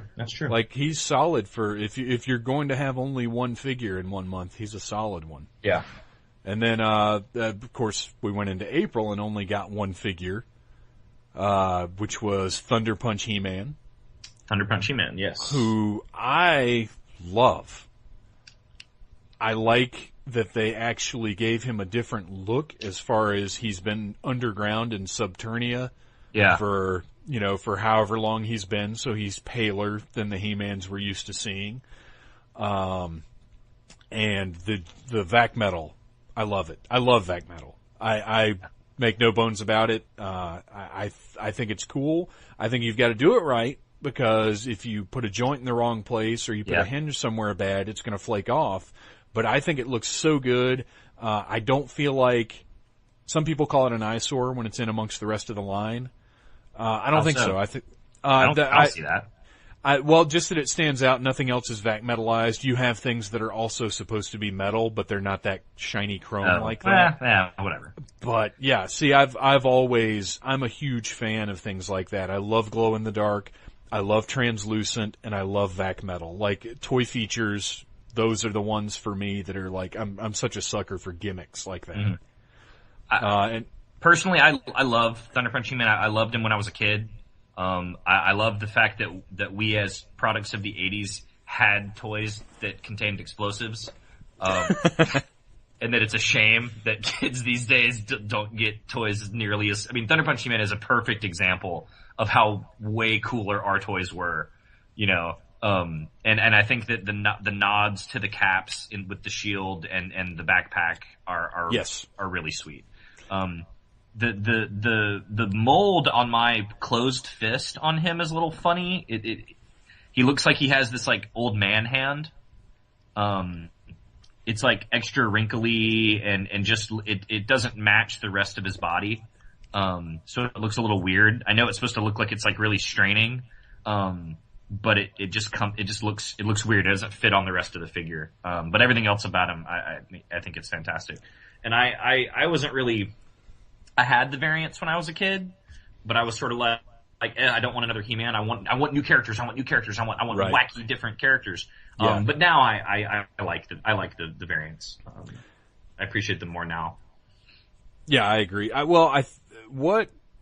I came into this not particularly wanting variants because I was so burned out on the 2002 line and the fact that the only He-Man you could ever find was, Ice Warrior He-Man. But although he is cool, he was the only one of the variants. Well, that was worth anything. Yeah, because again, he had the translucent, crazy ice armor that was awesome. Well, he just looked cool, But it was more barbarian. I bought it more as a He-Man, like it wasn't Jungle Attack He-Man or like the different Batmans, like Night Stalking Batman, whatever. Yeah, it was. Yeah. It felt more like an actual thing that He-Man would do, rather than a lot of the other variants in the 2002 line that were just kind of dumb.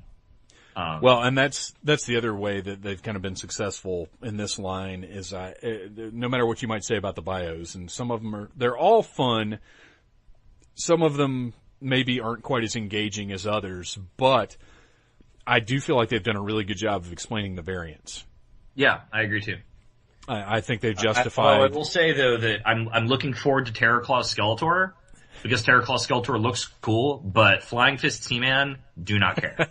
Yeah, I don't. Gosh, I guess they're going to get to him, but I don't care about him at all. Not in the least. I mean, Terraclaw Skeletor is cool. I mean, it's like Freddy Krueger and Skeletor together. It's awesome. But like that weapon, I mean, it's not even like at least Thunder Punch He-Man like had something going for him. Like he had caps, and it was like I'm doing these really cool punches, and I love the sorry, back on Thunder Punch He-Man, I love the effect on the fist. Oh, the flying snot fist is fantastic. Awesome. Which is why, because you're right, he does have a weird, like, freak show carnival hand. It looks like are you looking at it? It looks like it got caught in like a press or something. Yeah. But you put your flying snot effect on it, and you're fine. Great. You're good to go. Flying Fist He-Man, like, first of all, there's no flying fists involved in that at all. Right. And it's just this big, weird bolo, or whatever the hell that weapon is, that is completely impractical, and it's like, why would He-Man hit anyone with that when he can just punch them, or use a sword? Like, I don't get the weapon, I don't get it. And even in the mini comics, I still didn't buy it. Even though he kinda looked cool, in the mini comics in that variant, I still didn't buy it.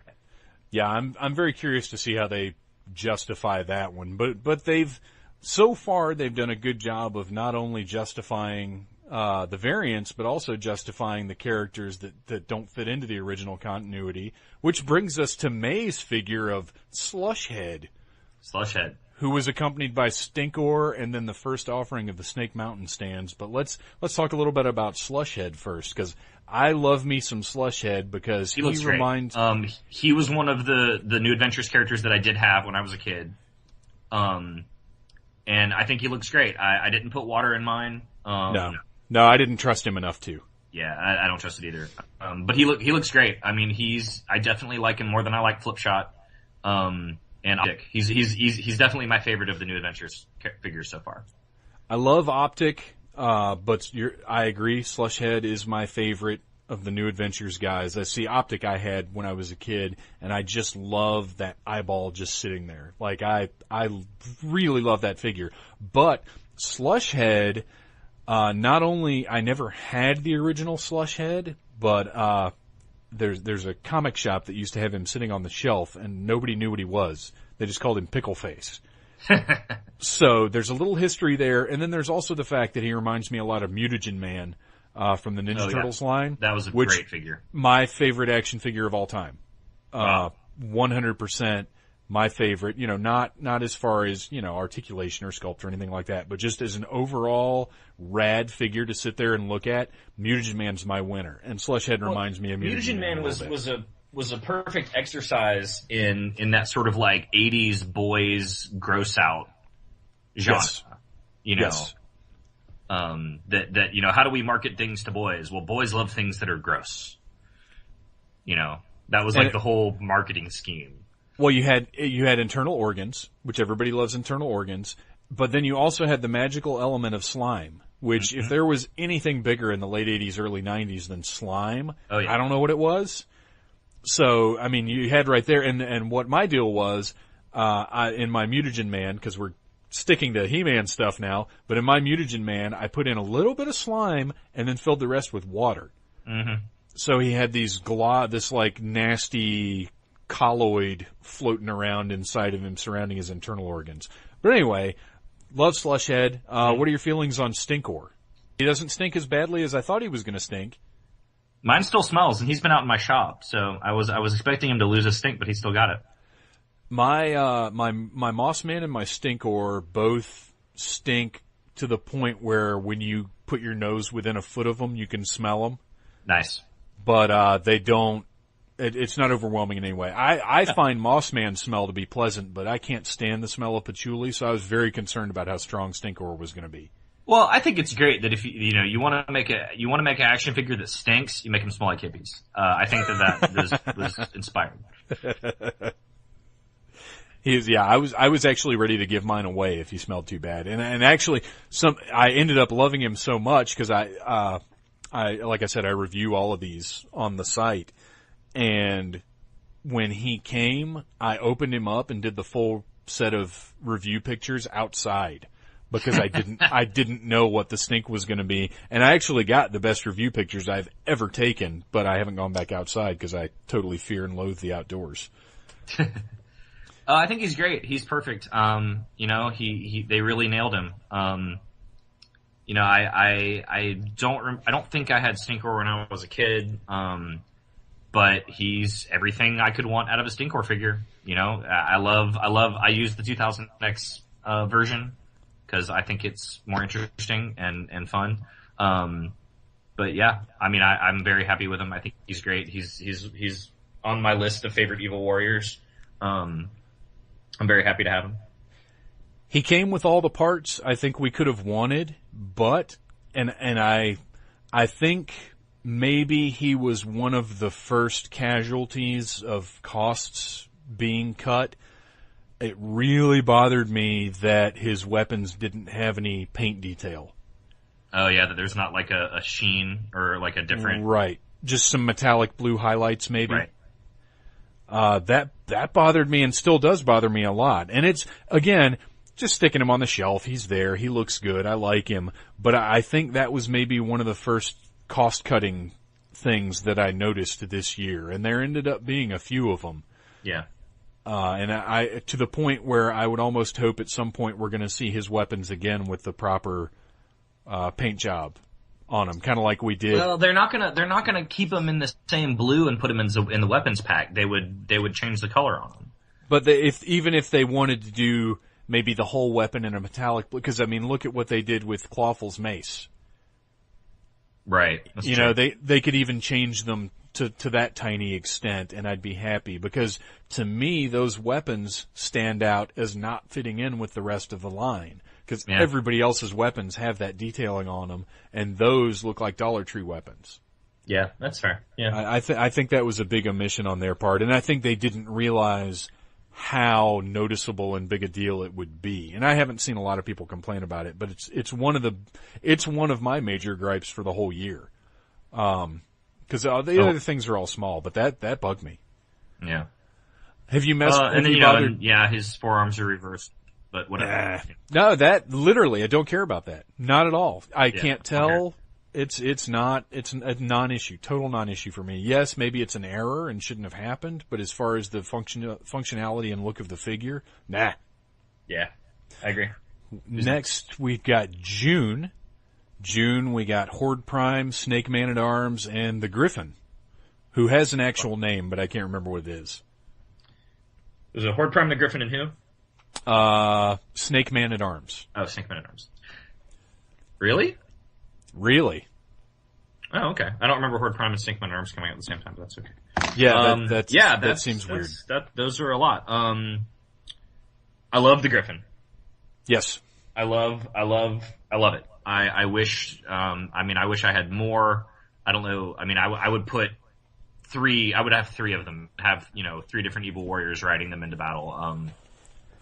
I think that they're great. I think that it really made Beastman for me. Yeah. I like the Shadow Beast, but Beastman can't ride the Shadow Beast. And there's just something about Beastman with his whip up and back riding that Griffin that just, I love it. I absolutely love it. I think it's weird that Griffins aren't native to Eternia. I thought that was a weird choice. But as far as the bio is concerned, but I think it was a great use of reuse, a great reuse of parts from the cats and the wings. I love it. I think it's awesome. It's a solid, awesome, cool beast. If they were going to make another beast, I'm glad they made the Griffin. It makes total sense for them to have done it with the reuse of parts, because I think it's going to be a stretch for us to expect like Strider or something, or Night Stalker. I guess once you got one, you got both. But then what do you think about the Griffin?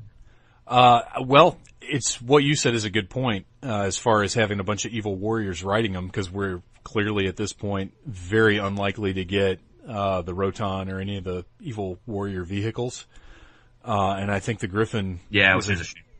It's a real shame, and I kind of don't understand why they can't do the same thing with, we'll get to the future of the line later. For right now, I'll just say you're right. This is essentially the bad guy vehicle.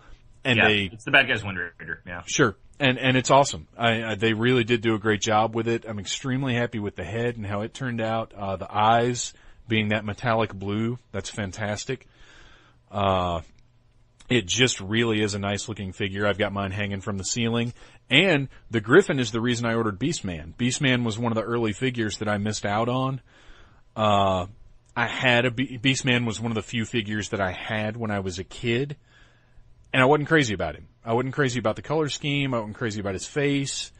I was just never a big fan of Beastman, except for the 2002 figure was fantastic. Yeah. Because he's so big and bulky and shaped so differently from any of the other figures. So I've got a 2002 Beastman, but I had passed on this one. And so I ordered him because I knew I was going to want him to ride the Griffin. And once I got him, he's really great. And with the posability that these figures have, you can sort of make him look different from the rest of the figures. You can squat him down, but now that doesn't matter because he's riding the Griffin and he looks awesome. Yeah. Snake Man-at-Arms. A lot of people. Go ahead. A lot of people weren't stoked about him, which I understand, but I was perfectly happy to get a body for a 2002 Man-at-Arms, and the changes that they made to make that look that way, I think totally worked. My original Man-at-Arms figure, who is like the loosest of all my figures. He's got super loose ankles, super loose hip joints. He's a huge jumper off of my shelf. Oh yeah. Leaping to his doom. So I'm kind of, I'm glad that I have a more of a use for him. I personally love the Snake Men. I love the Snake Men. I love having a lot of Snake Men. To me, they're the Daleks of He-Man. They're just evil, racist bastards. Right. Who don't want to, they don't even want to enslave you. They just want to eat and kill everybody. at least the Horde's like, well, at least we want to enslave you. But the Snake Men are just, they're Daleks. They just want to kill everybody who isn't a Snake Man, period. Yeah, they have no redeeming qualities. They are the sort of archetypal pure evil that you can just hate without worrying about it. Yeah. They're also one of the smallest factions, which means that we're closest to finishing the Snake Men more than any other faction. All we need is Snakeface and Tongue Lasher and Squeeze. So, it's nice. So it's nice to be able to fill out their ranks with characters like the Snake Men Warriors and with Snake Men at Arms. That being said, I sure as hell don't want a Snake Tila or a Snake Mechaneck. To sacrifice, now that we only have 2 years worth of figures, to sacrifice, a variant slot for them, when it could be somebody else. I'm not interested in that. And I'm concerned that's what's going to happen too, because they have made a point of those characters, I know, but I hope not, and, cause Snake Mechaneck was in the mini comics. Although Snake Tila, I think, still remains like the most undesirable figure of the 2-line. Yeah. But the Snake Man at Arms it wasn't just we'll make Snake Man at Arms. It also served, like you said, an excellent purpose of giving us our 2000X, Man at Arms, which I personally prefer. To me, Man at Arms has a mustache and has awesome techno stuff all over him. So yeah. I love him. And I'm happy to have him. And now that the weapons pack has come out and I've got his gun, I have everything that I want for my Man at Arms. Yeah, totally agree. He was necessary to complete things for me. I never would have been happy just having the regular old Duncan. Yeah. And then Horde Prime. Yeah, what a surprise, right? Gosh, yeah. I didn't imagine he would pop up. Granted, we didn't know it was, not as early in the line as we might like, but he's not one I would have expected him to crank out as soon as they have. No, I think he's great. I like him a lot. I love that he's taller. Like, to me, that's a really big deal. With the uniformity of the line, and the fact that he was this giant, sort of enigmatic presence on She-Ra. The fact that they sort of gave that nod to that with just, half an inch, I appreciate. Visually he looks awesome. I love the techno arms to be the nod to the big giant hand. He looks like one of the new gods. I mean, he looks like a total Jack Kirby. Oh yeah. Yeah, absolutely. The design is fantastic. He's a good reuse of parts from Faceless One, which is not a character. And honestly, I don't think if it hadn't been for the Faceless One, we wouldn't have got Horde Prime. Yeah. Because it was like, well, when the hell are we going to reuse these Faceless One parts? Well, there we go. They found a way to reuse the Faceless One parts and give us this, really cool figure that no one in a million years ever thought they would do. I think he looks awesome. I love the boots with the little bat wings off the boots. Yeah. The face sculpt on the head is awesome. I like the helmet. I love the nod to the silhouette of Horde Prime from the cartoon. A lot of people badmouthed him because they're like, well, I just don't want this. I never wanted this. I don't care. I think he looks awesome. I think that it makes sense that he's red. It's like, well, there's all those red Horde symbols everywhere. They had to go somewhere. So yeah, I was very happy with Horde Prime. I think he's cool. I'm glad to have gotten his other staff in the weapons pack. I don't pose him. I personally don't put the crossbow arm. I have him with just the regular hands.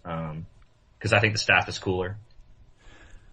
I had originally had the regular hands on him, but then I wanted a regular hand for Psychop so badly that I stuck the crossbow on him. Oh, that's true. I forgot that. Yeah, I could do one.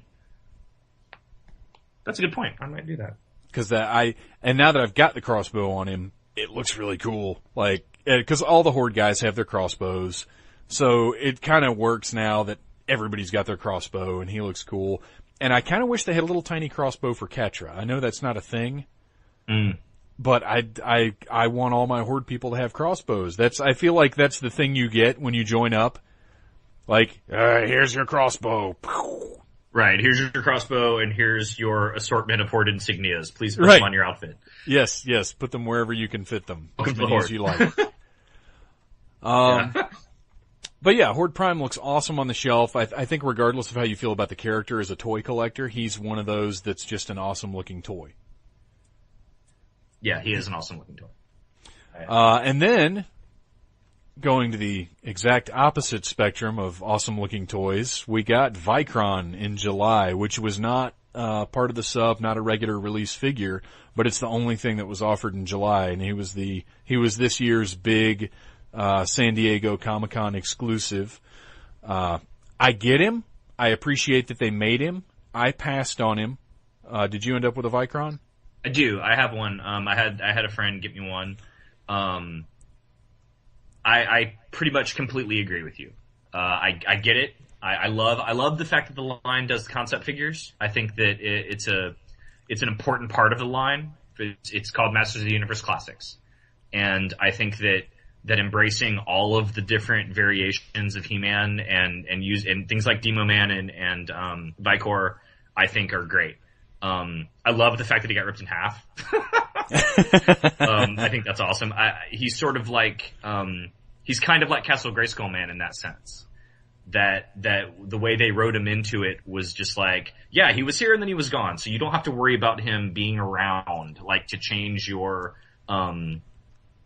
personal, because everybody has their personal He-Man mythos. Right. The stories they told when they were kids and people will, it doesn't matter what's in the bios. This is what this character means to me, and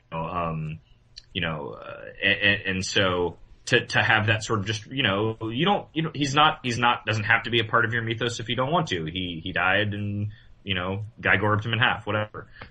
It was definitely, shocking sort of in the bio that, we haven't had that kind of violence, that level of violence in the bios before. Yeah. He's ridiculous. But he's that sort of ridiculous awesomeness. I actually for some reason have him in his space outfit right now, which is easily the most ridiculous of his outfits, which is saying something. He's got that super sort of, Flash Gordon space vest with the big shoulders and the big, buttons on it and everything. The tank head is completely ridiculous. He's a weird figure because he's three figures but one. So, if you really want to get the most out of him, you need three of them, and that's stupid. And then, that Crunk Goblet hat that the Barbarian Vicron has is pretty ridiculous. So August we got nothing, which is weird for a monthly action figure subscription. What was it that got bumped? Frosta got bumped, right? Yeah.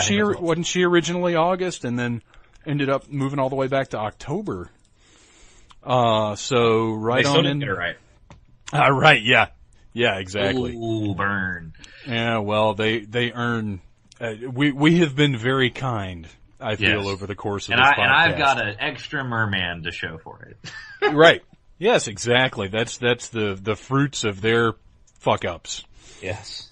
That sounds terrible. What better way to describe merman? So in September though, they came back strong. Yeah. With Mechanic. It's an expensive month. Yeah, it was a pricey month because Mechanic, Dragon Blaster Skeletor, and the Snake Man. Yeah. Good stuff though. Sure Mechanic. It's a Snake Man. The Snake Man, I'm happy we've got him. But I don't know, what do you want, if you could have said at the beginning of the year, hey Maddie, give me Horde Troopers or give me Snake Man, what would you have gone with? Well, the thing about the Horde Troopers is the Horde Troopers are Ram Man. The Horde Troopers are the carrot at the end of the line. Once we get the Horde Troopers, there are going to be a lot of people who are done. Interesting. People were waiting for Ram Man. Ram Man was Ram Man's the thing. Ram Man's the thing. Ram Man's Right. the thing. And it's not always been just Ram Man. Sure, it's always been Ram Man, but it's been Ram Man and the Horde Troopers that are the things that people really, really, really want. And so for me, I love the Snake Men. I love having lots of Snake Men. So for me, getting the Snake Men was great. And I think that the way that they made them so customizable with different weapons and different armor and different heads, I think was great. I mean, obviously it worked. I bought 2 sets of them. I kind of wish that some of them had been green, like Right. the fact that they're both sort of mustardy, like tan and yellow. But then you couldn't have changed their heads out as much. So I understand why they did it. Plus we got reuse for Rattler's body, out of them. But, I mean, I definitely like having them and having, weapons packs to give them extra weapons and different stuff. Do I want the Horde Troopers more than I want Snake Men Warriors? Of course. But we still have to have big things to look forward to in order to stay interested in the line. Let me ask you that about Ram Man. You being, I would say definitely a bigger fan of the property in general. How much of the desire for Ram Man is actual desire for Ram Man, and how much is the fact that just for the past 3 years, Maddie has been telling us, nope, he's not coming? I think it's that he's an integral A-list master. I don't think that it matters that it was Ram Man, per se. Right. I think that whoever the A-list master was that they left out would have been the Ram Man. That's been my feeling, is not necessarily that people are crazy for Ram Man. It's just that he's the one that they've been saying, don't know when we're going to get to him. Can't Right. give you Now, a Ram Man right I mean, now. And that's built up. admittedly, He is unique in the sense that he's a weird figure. And Right. they had to do him a different way. And personally, I think that they did him perfectly. Yes. He looks incredible. He's awesome. I cannot wait to get him, and we'll be very close to being done with the vintage masters. With the exception of some of the more, we'll basically be done with the A-list masters now that we have Mekaneck. Yeah. So that would be a segue for Mekaneck. A very good segue for Mekaneck, who I'm not a huge fan of the character, honestly. I don't think anybody is. I think that's safe to say. He's just, like, when you've got Extendar, why do you need Mekaneck? Right. Well, really, even if you don't have Extendar, why do you need Mekaneck? Because you've got guys that can fly. Well, You've got Stratos, you've got Buzz-Off. Like, what bugs me most about Mekaneck is the fact that the guy doesn't have a gun. yeah. Here's a guy whose power it is to see far away, so you give him a melee weapon. That doesn't make any sense. Give the guy who can see far away laser vision. Or at least a gun, that he can hold in his mouth and shoot from up high somewhere.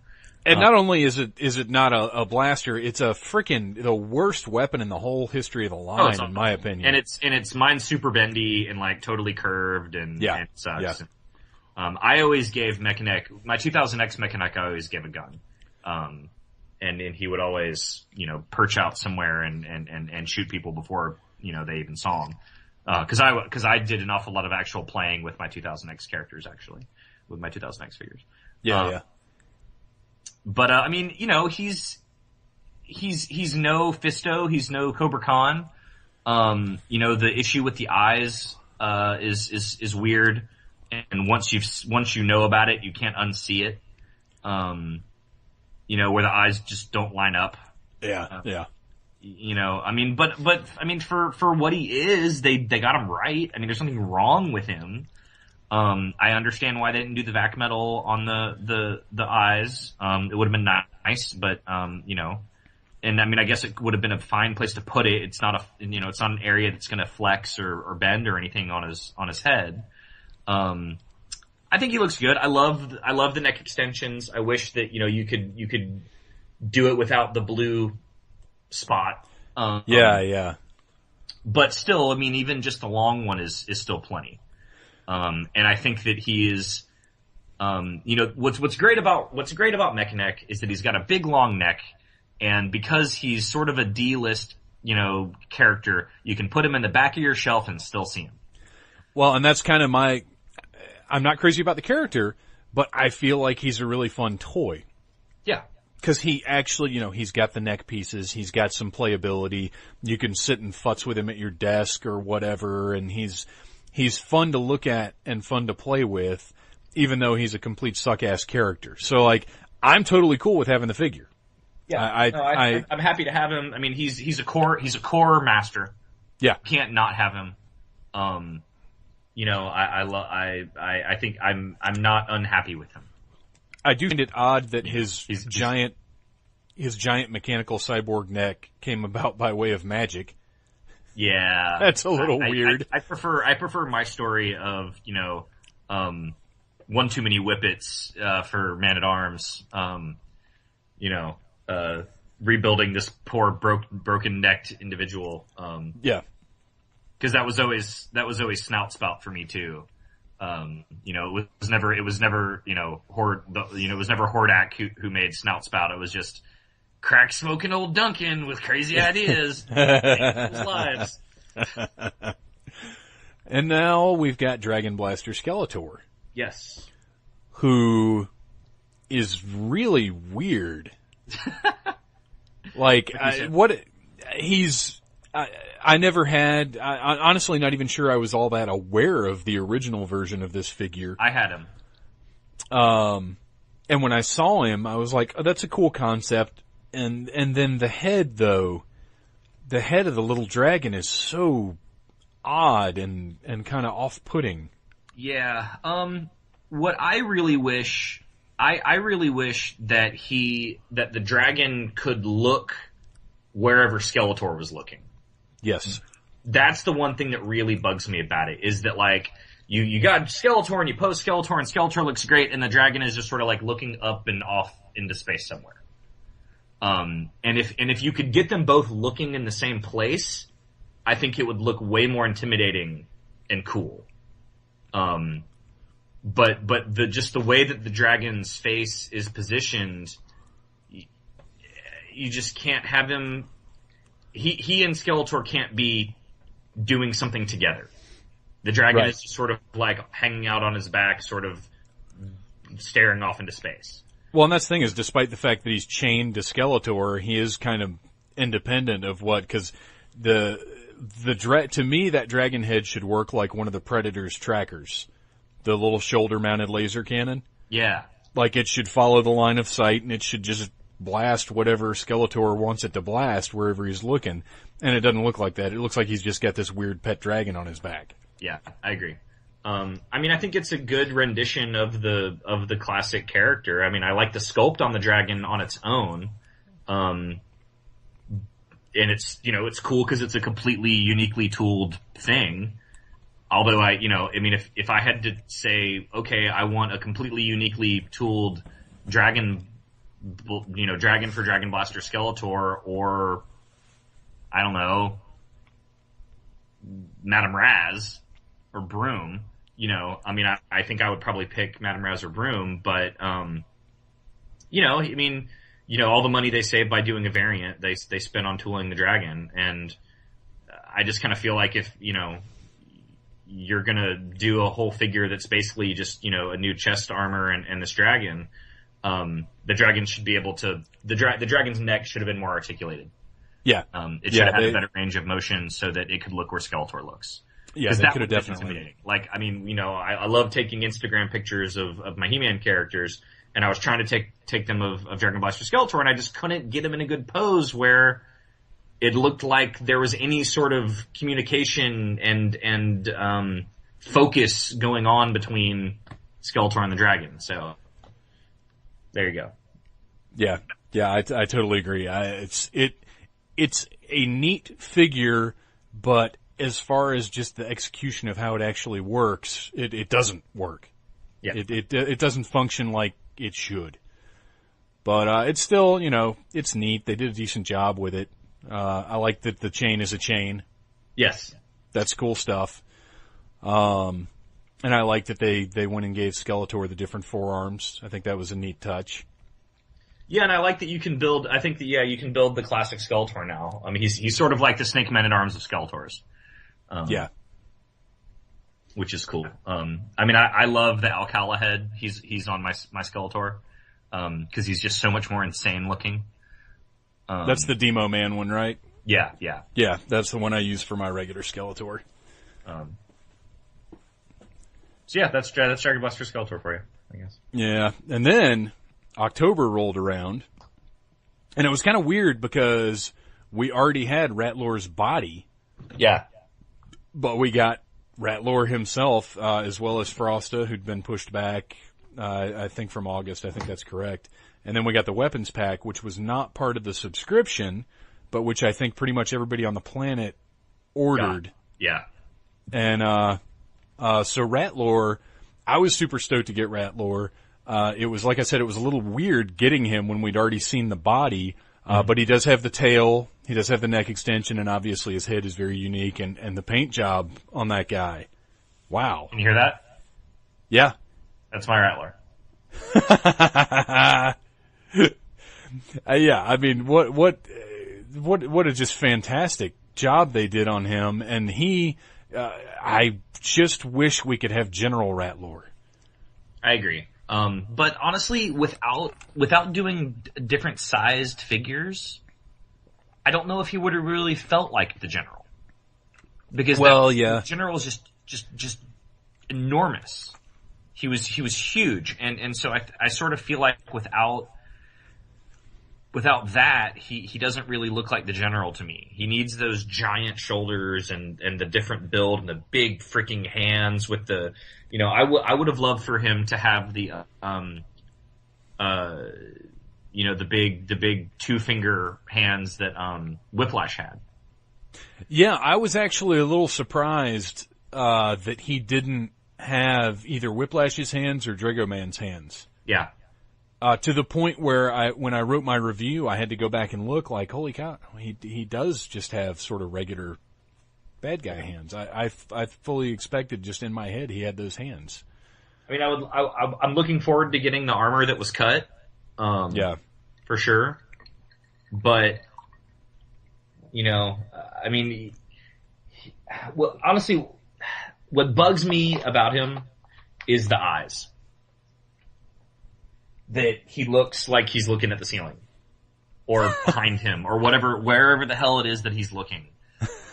His eyes really bug me. Yeah, he does have kind of a weird, like, walleye, ceiling eye. I don't even know what you call that. Yeah, that's an odd look that they managed to avoid with the Snake Men.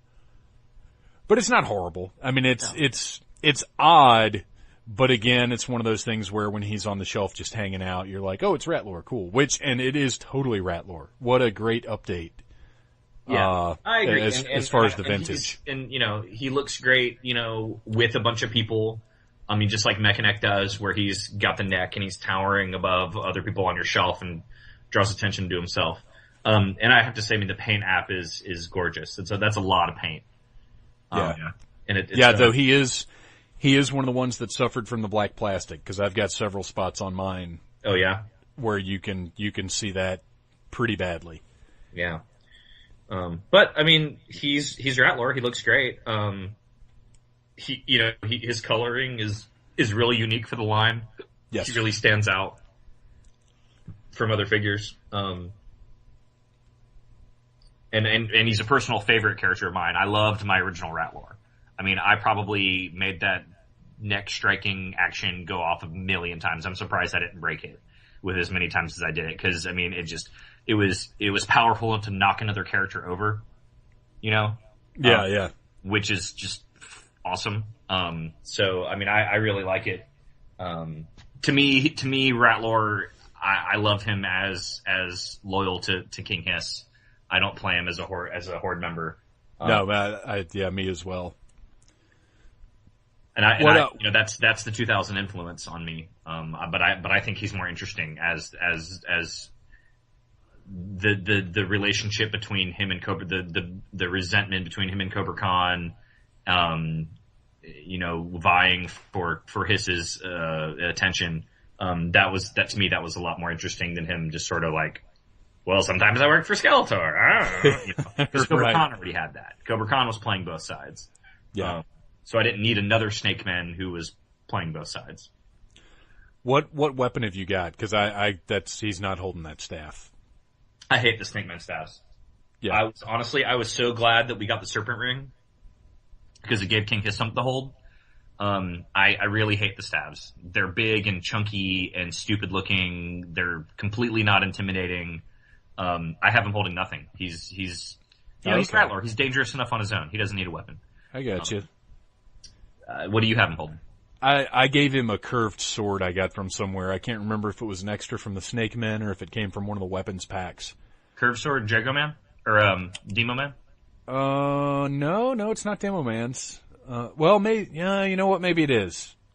But it looks good. I like him with it. That Demo Man sword does, in fact, look really good on the Snake Men. I've used it on them as well. I just like the deal that they've all got the curved, like the spear that came with them has the curved blade on it. And it's just, they've got a nice continuity to it. It makes serpentine. It makes sense. I definitely always have the neck extension on him now. Yeah, me as well. To me, that's just what he looks like. Yeah. I just like that. Frosta. What Frost is is you? great. I mean, you don't like her? Okay. You don't like the face, right? Actually, the face, okay, well, to me she has a bad guy face, and that bothers me. Doesn't bother me anywhere near as much as her hideous thighs. What's up with the thighs?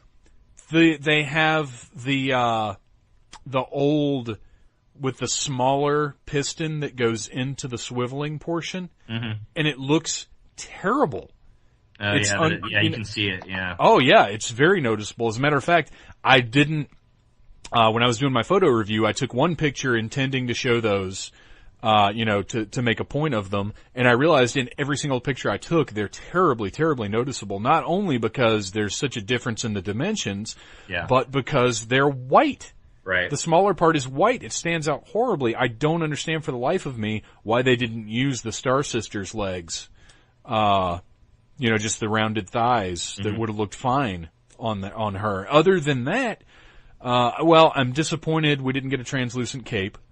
Yeah.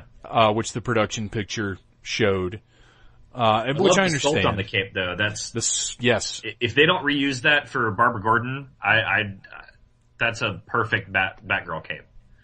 Yeah, absolutely. And her hair is great. Like I said, I feel like she's got bad guy face. Mrs. Troublemaker says she's making duck face. Making what face?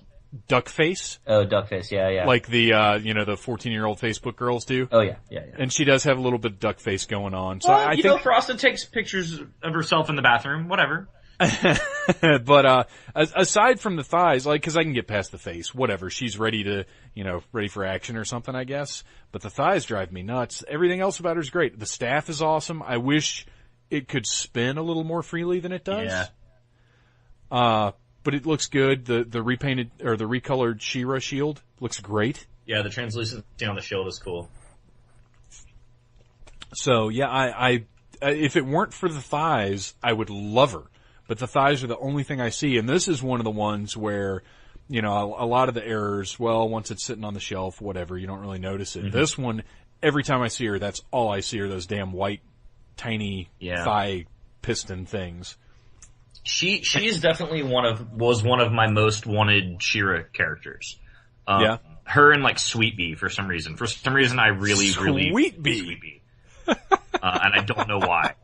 For some reason I have these weird childhood memories of Sweet Bee being awesome. And then I look up pictures of Sweet Bee and I'm like, what? She doesn't look cool at all. What is this weird fantasy Sweet Bee that I have? I don't know. It might just be the name. I'm not sure. But she's definitely, I'm just thankful to have an A-list She-Ra character that isn't She-Ra and Bo, basically. Yeah, and I agree with that. She's one that had to be made. I just wish they had they'd pick some different thighs. And then we got the weapons pack, which is really one of the coolest things they've put out, but definitely the best weapons pack. This is the weapons pack. Yes. Hands down. It's a departure from the traditional weapons packs.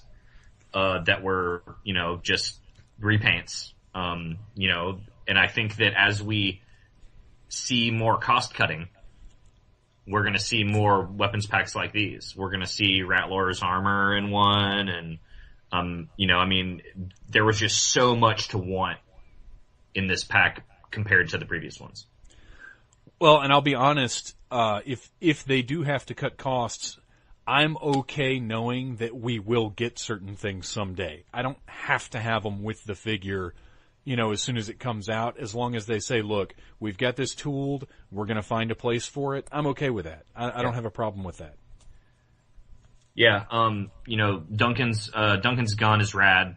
Yeah. I would have wanted a little more paint on it, maybe, like the inside of the big chamber looks weird to me. That it's just sort of there. It looks like big, whatever you want to call that. Actually, now I'm sitting here looking at it because I've got it. It's a little suggestive head up, when you're looking at it straight on. It's the most suggestive item since She-Ra, Bubble Power She-Ra's Bubble Blower. Yeah. Which just looks like a big thing that you've ordered from AdamandEve.com. Right, yeah. It's a little funny. But I love it, and then I like the repainted Clawful shield, which I used on Decker. Oh, nice. Good call. Because it matches his color scheme really well, and it matches his episode. Exactly. So I feel like that was a choice. That's good. I'm totally doing that. That's and great. It gives him something other than I've got Man-at-Arms mace. Right. And the colors definitely look really good on him. What else was in there? Horde Prime Staff. Horde Prime Staff, yeah. And then, what else was? Dragoman's, shield and whip, which are fantastic. I think the shield and the whip are way better than the sword. I've got him holding the shield and the sword, because I like the sword so much, I couldn't not give it to him. The sword, fire on the sword looks too liquidy to me. It looks more like anti-gravity napalm than fire to me. Yeah, it's not quite as flamey, but I just like the way I've got him holding that sword. It just looks awesome. And the whip, I don't think, because I've got him hanging from the ceiling, and the whip wouldn't look as good with him being aerial. Whips are not for flying people. Right, exactly. So I'm going to find somebody else to give that whip to, because it is an awesome, awesome piece. Yeah, if they ever did the, not that they would, but the Fire Skeletor, that would look cool on the Fire Armor Skeletor. Oh, yeah, it sure would. But I think that's one we can safely say they won't revisit. I would want an Ice Armor He-Man. I loved Ice Armor He-Man. Yeah, not that I want slots taken up by variants, but, actually there was the Global Masters podcast today was talking about how they wanted a King Hiss variant. And I was like, I never even thought about that. Cause they're like, well, yeah, He-Man and Skeletor and Hordak get variants out the wazoo, but, King Hiss is he's a big gun. He's the other big gun, and he doesn't get any variants. It's like, well, he never had any to begin with, but. Right, yeah, I'm not too worried about a King Hiss variant, because he's not, as much as I dig the character of King Hiss, he's not that great a figure in the first place. Yeah. Like, I love that he splits open and has the snake bodies in him, but you've either got this green dude with a weird, fake-looking human face, or you've got these legs with crazy snakes sticking out. Like, it's a cool concept, but when you're just sitting there looking at the figure, it's actually not that cool either way. It works on the cartoon way better than it works on a figure. Right, exactly. All right, so weapons pack, total win. They knocked it out of the park, even though it was stuff that, we maybe some feel we should have gotten sooner. I'm totally cool with it, and I hope they do more of those. Mm-hmm. November, we got Eternos Palace Randor and Decker, which are both figures that I think people are going to have wildly varying opinions about how necessary they were to their own personal collection. Yeah. I don't think they were necessary. I would definitely say that Randor is more necessary. Yeah. Because so many more people, the Filmation Randor is Randor. He differs so wildly from his figure release. I I love him. I think he's great. He looks so much more natural next to the Queen. And I love his Kronk cup. It's awesome. See, that's why because I don't I like the other Randor because he's kind of like he looks kingly, but he also looks like he's seriously gonna fuck you up if you mess with him. I think that I don't know. I don't think that he looks that intimidating. He looks more Burger King-y, than intimidating. Like, my 2000X Battle Randor would be intimidating. Oh, well now, yeah, I'll agree with that. But as far as he's got the big armor piece and he's got the big sword and he's got the orange tights. Yeah, but yeah, what are you gonna do? Randor's always going to have orange tights in this line. Sure. So there's no way around that. But speaking of variants, like we were talking about to King Hiss, this is a perfect variant. Yeah, I agree with that. This is what I want out of my quarterly variants. Something like this. Yes, this is entirely different look. And I think he's totally necessary to the line. I think I'm probably going to sell mine and just leave my old Randor standing there. But he was a good move as opposed to Decker, who I really like as a figure, but he was a waste of a slot. Total waste of a slot. Why in the world did he happen? Well, I think that there's a certain allocation of slots for different, lines, and 2000X is one of them. We got Marzo, we've got Decker, he's a unique character. We got the Faceless One. I think that we get and should expect a small amount of 2000X original characters, which is exactly what we've gotten. And Decker, he's Man-at-Arms is mentor. But I love the new boots. I want to see those new boots on Seahawk. Seahawk, absolutely. Yeah. Absolutely. I love the unitard, or his tunic. Not unitard. His tunic is really well sculpted. I think it looks really great. I love that they put the clasps in the back so that they do not interfere with his arms going down. Yeah. As much as so many, because a lot of these figures, when they've got extra junk on their torso, the clasps are right there on the side, and they end up looking like Maggie Simpson wearing her snowsuit. Yeah. Yeah, there's a lot of those. But no, I agree. Was he necessary? Not at all. Would I rather have Lord Dactyls from 2000X before Decker? Hell yeah. But that's a lot of extra sculpting. Yeah, it's a lot more work than Decker was. But I'm pleased to see that he got, that he got parts that were at least gonna see reused, and, that's the boots. Well, and that's the thing is they did do a good job with him. Like, he is a cool looking toy, I feel like. Yeah. Except for, mine has terrible arms. They use the black plastic and the paint wash on his upper arms is just awful. It's all swirly and ugly. Mine's looking okay so far. But then we go into December where we have Mosquitor and Procrustes, which are part of the sub, and then Granomir. Yeah. Which, wow. Let's go ahead and talk about Granomir. What's your deal? Before we talk about Granomir, we skipped somebody. Oh, who did we miss? Spikor. Oh, I totally... And Temple of Darkness Sorceress. Where was Spikor? Was he November? I think so. Regardless of where he was, holy shit, Spikor was awesome. Spikor's great. I completely love Spikor. I never had him as a kid. But I appreciate any figure that will physically wound me, if you stepped on him in a dark room. Yes. Barefoot. Yes, you're gonna get total Lego foot from this guy. Oh, absolutely. He is a threat to human beings. And I think it's great. Mine definitely has a case of the derpy eyes, which is a shame. And I know that a lot of people's figures suffered from that. But he is a cool character. He looks awesome. He's, who would have thought that a sea urchin inspired character would look great? I love the way that they handled the action feature. I mean, talk about a guy who didn't get cut short in the accessories. Like, Yeah. you know, we've given him what 1, 2, 3 extra pieces, to do one action feature. And they could have easily gotten away with just putting the trident on him. Yeah, he looks great. They did a really good job with him. Thankfully, I don't have the derpy eyes. The derpage struck me back with Thunder Punch He-Man, which is actually pretty awesome because I just call him Thun Derp Punch He-Man. Yeah, I saw that in your episode notes, and I was like, I have no idea what you're talking about.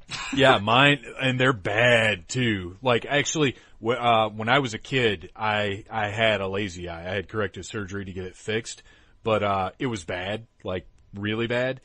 And this He-Man, I was like, oh, Thunder Punch He-Man, you're me. You're my kid toy. Because you looked like my freaky little eyes did when I was a kid. So I love my Thunder Punch He-Man with the derpy eyes. Thunder fans, man. Yeah, exactly. But yeah, my Spycore's good. He's solid. He looks ahead. And man, how easy would it have been for him to be totally goofy looking, but he looks awesome. No, he's great. They did a good job with him. He's solid. I got him since I had to take my collection down and put him in boxes, before I get my new area set up in the workshop to display. And I really hate the fact that I haven't really had the chance to see him with all the other Evil Warriors. Yeah. I want to see him. I want to see him with everybody. And he's great. I mean, he's a B-lister, but I think that, I think he's awesome. He's a standout tough guy. I mean, in the midst of everybody else, he does look really menacing. I totally dig him. Temple of Darkness Sorceress. Yeah, I didn't actually even have her on the list to discuss. She's been kind of a non-factor for me personally. What, did you pick one of her up? No, and part of the reason that I wanted to bring her up is I have a fun story about my Temple of Darkness Sorceress. So I didn't get her either. Kathleen David is Peter David, Peter David, the famous science fiction writer's, wife. And she's very active at DragonCon and is also a puppeteer. And we've become friends and close because of, me running the puppetry track at DragonCon. And so, it was the day, that I was, for some reason I was thinking about, I forget what it was, but I was thinking about Temple of Darkness Sorceress. I forget what it was, but I got a package in the mail from Kathleen.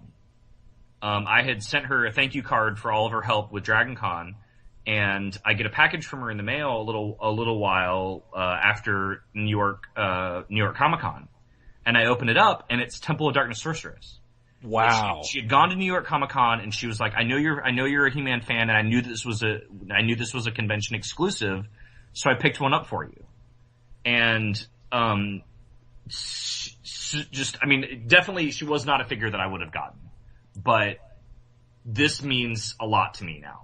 Oh, that's awesome. I mean, that's totally, it's what a rad cool thing. And Kathleen, if for some ridiculous reason you're listening to this, thank you so much. She's awesome and I love her. And then she also sent me, the Orko hats that they were giving away. Oh yeah. Yeah. And so I took you saw the picture of my boy wearing it. I did. Pretty hilarious. I did. So super thank you, Kathleen. Temple of Darkness Sorceress is awesome. I mean, as a figure, she's got the different boots, and if you're a fan of translucency, these translucent wings are pretty badass. Like, if you get some light behind her silhouette is amazing. With the light shining through those wings, and then the black silhouette of her body looks really, really cool. Now see, I didn't know those wings were translucent. Yeah, they're frosted translucent. Oh boy. Uh-oh. So, she is pretty cool. I mean, to me, like, the closest reason that I can give myself for wanting her is that she's the closest thing that we're gonna get to, a movie sorceress. Sure. But I am glad that I got the stand. Not that I have the Castle Grayskull, the King Grayskull, Orb of Power to put on it. Right. But I figure I can put the Starseed on it. with Procrustes, so there's that. Oh, sure. I guess. But yeah, she's, everything that we've already said about the sorceress, but with cool translucent wings. It would be really cool if you could display her backlit somehow. Yeah. That would look really rad. So, yeah. Temple of Darkness sorceress. Thank you, Kathleen. You're awesome. That's very cool. That's an awesome story. Do we want to talk about Mosquitor and, I guess Mosquitor, since we already kind of talked about Granomir. Totally. We didn't. No, sorry. We already talked about Procrustes. Right. Yeah, we hit on Procrustes pretty good. Granomir, I passed. My good friend Jack said he has potato wedge hair, which is, I think, an accurate description of the hair. I haven't opened him yet. I'm really looking forward to opening him because I can't wait to put those 4 arms on there. I was a big fan of a game called Exalted, and in Exalted, the biggest, the sort of head honcho of all the gods was the Unconquered Sun, and he had 4 arms. And in the game that I played, he was I had a strong relationship to the Unconquered Sun. So like having a big giant 4-armed giant guy is kind of cool for me. But Mosquitor, who I have, and you don't. And I haven't opened him out of the package, but he looks great. I've never been a fan of the boots. The boots are really kind of big and clunky and goofy looking. I did have Mosquitor as a kid. The action feature was really, really awesome. Yeah. To this day, I still don't actually have any idea how it worked. But it did. But there's like these, and this is something I never noticed in any of the like the review videos or review pictures, but he has like these sort of veins, through the red plastic too that look really cool. Oh, nice. He's actually kind of suffering from the same thing that Ratlord does, where he's just sort of like looking up and backwards, which sort of doesn't make any sense. Yeah. But other than that, he looks great. I personally really love the Staction Mosquitor, so I love all the Stactions. I mean, the Jitsu Staction is a piece of art. I find something new on that thing every time I look at it. But, I would have loved the blood tanks. But I like the extra little appendage things on there. I think his gun's kind of weak. I think it would have been cool if it had the tube running from the gun to the blood tanks, cause it's a gun that stabs you for no reason. And then you just bleed out. Yeah, and then you just, and here's a guy who drains blood, so why would he, and he has a big blood sucker thing on his face. Right. So why would he need a gun that stabs you? Which I think is called a knife, actually. But no, he looks cool. I mean, he definitely fits in, visually with the Horde. I can't wait to get him up with the Horde, and have him on there. To me, he's not a core Horde member, but I had him as a kid and I really liked him. And I like that there's a little bit of a nod when you look at, like, he has like a chin that comes out from under the mask. Mm-hmm. That sort of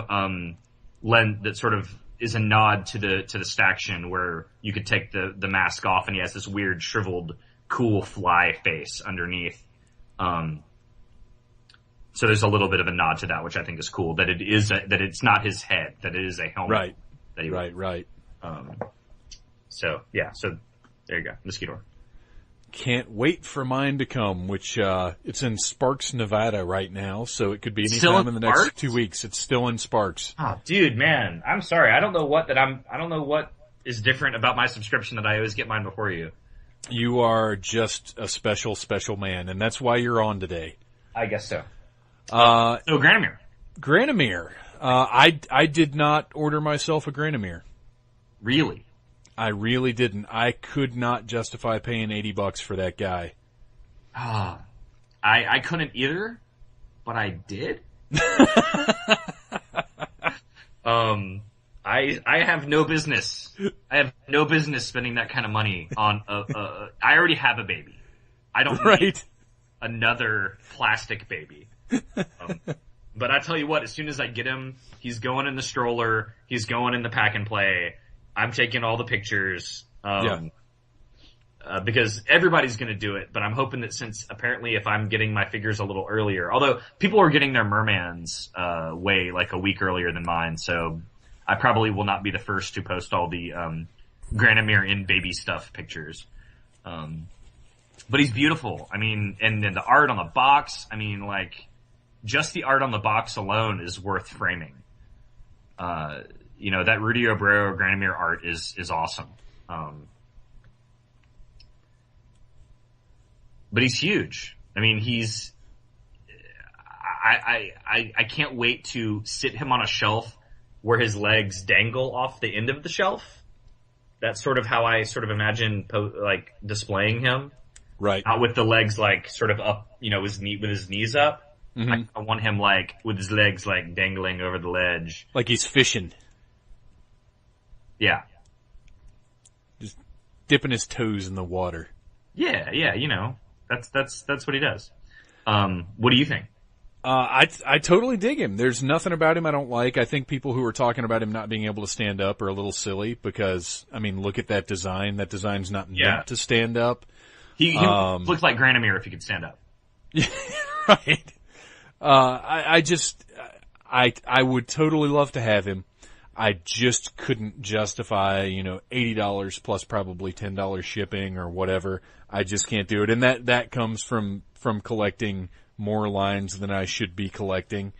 He's a $100 figure. I mean, with shipping, he's like $100. Oh wow. Yeah, see, and that's just with other things that I just spent way more than I wanted to. I'm collecting all the Arkham City, figures that DC Direct is making. Not all of them, but cause there's no line that I am a completist on. I pick and choose with every single line that I collect. So with those, there's some that I've skipped over, but they made a Killer Croc and a Mr. Freeze. And if you've seen the designs on those characters in the Arkham City video game, it's mind blowing.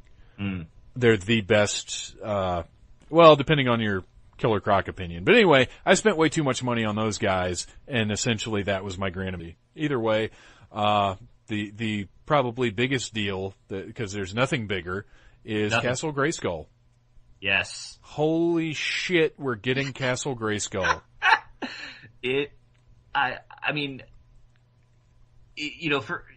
For anybody who follows me on Facebook, I'm very active in the puppetry community in the real world, but really all I talk about on Facebook is He-Man.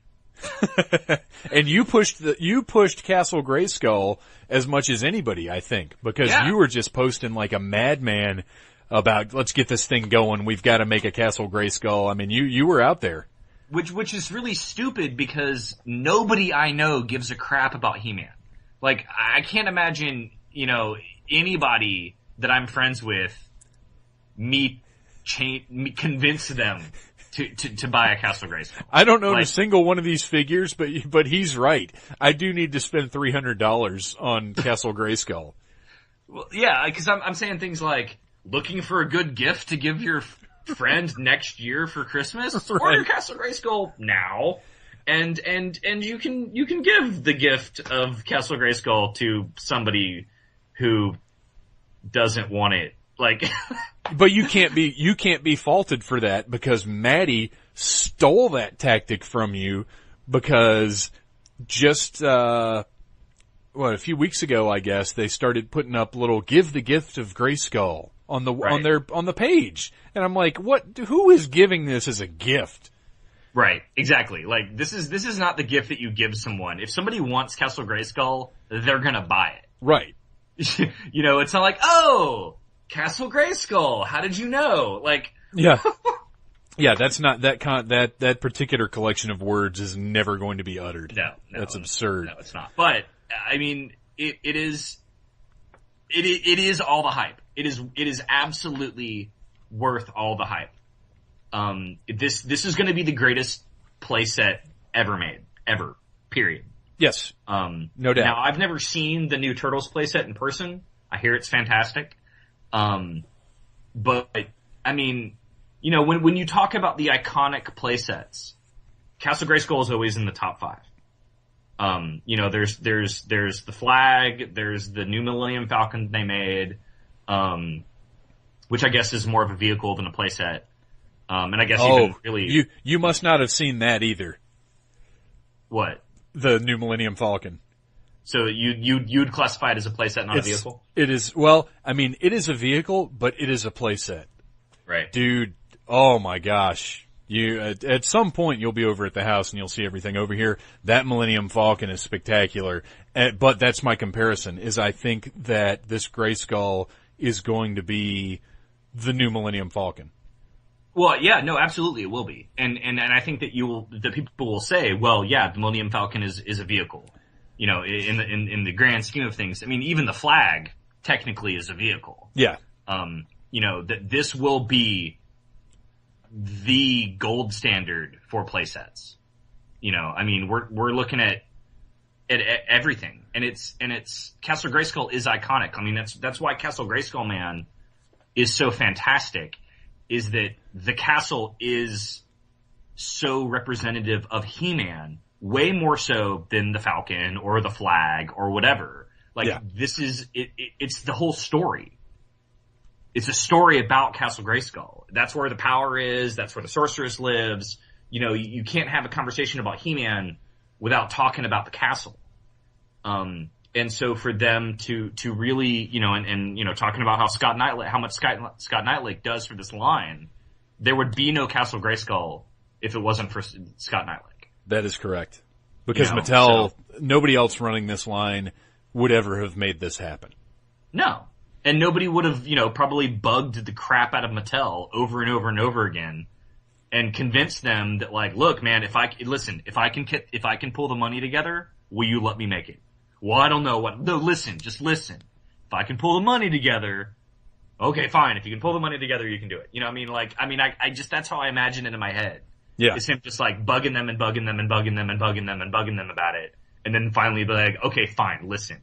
If you can get everybody to promise they'll buy one, you know, then sure, we'll do it. And, you know, I've listened to some podcasts where like they interview, you know, the Four Horsemen and everything, and they just sound so excited. I don't think that anything the Four Horsemen have ever done will get as much, and don't take this the wrong way. Everything that they do is pretty awesome.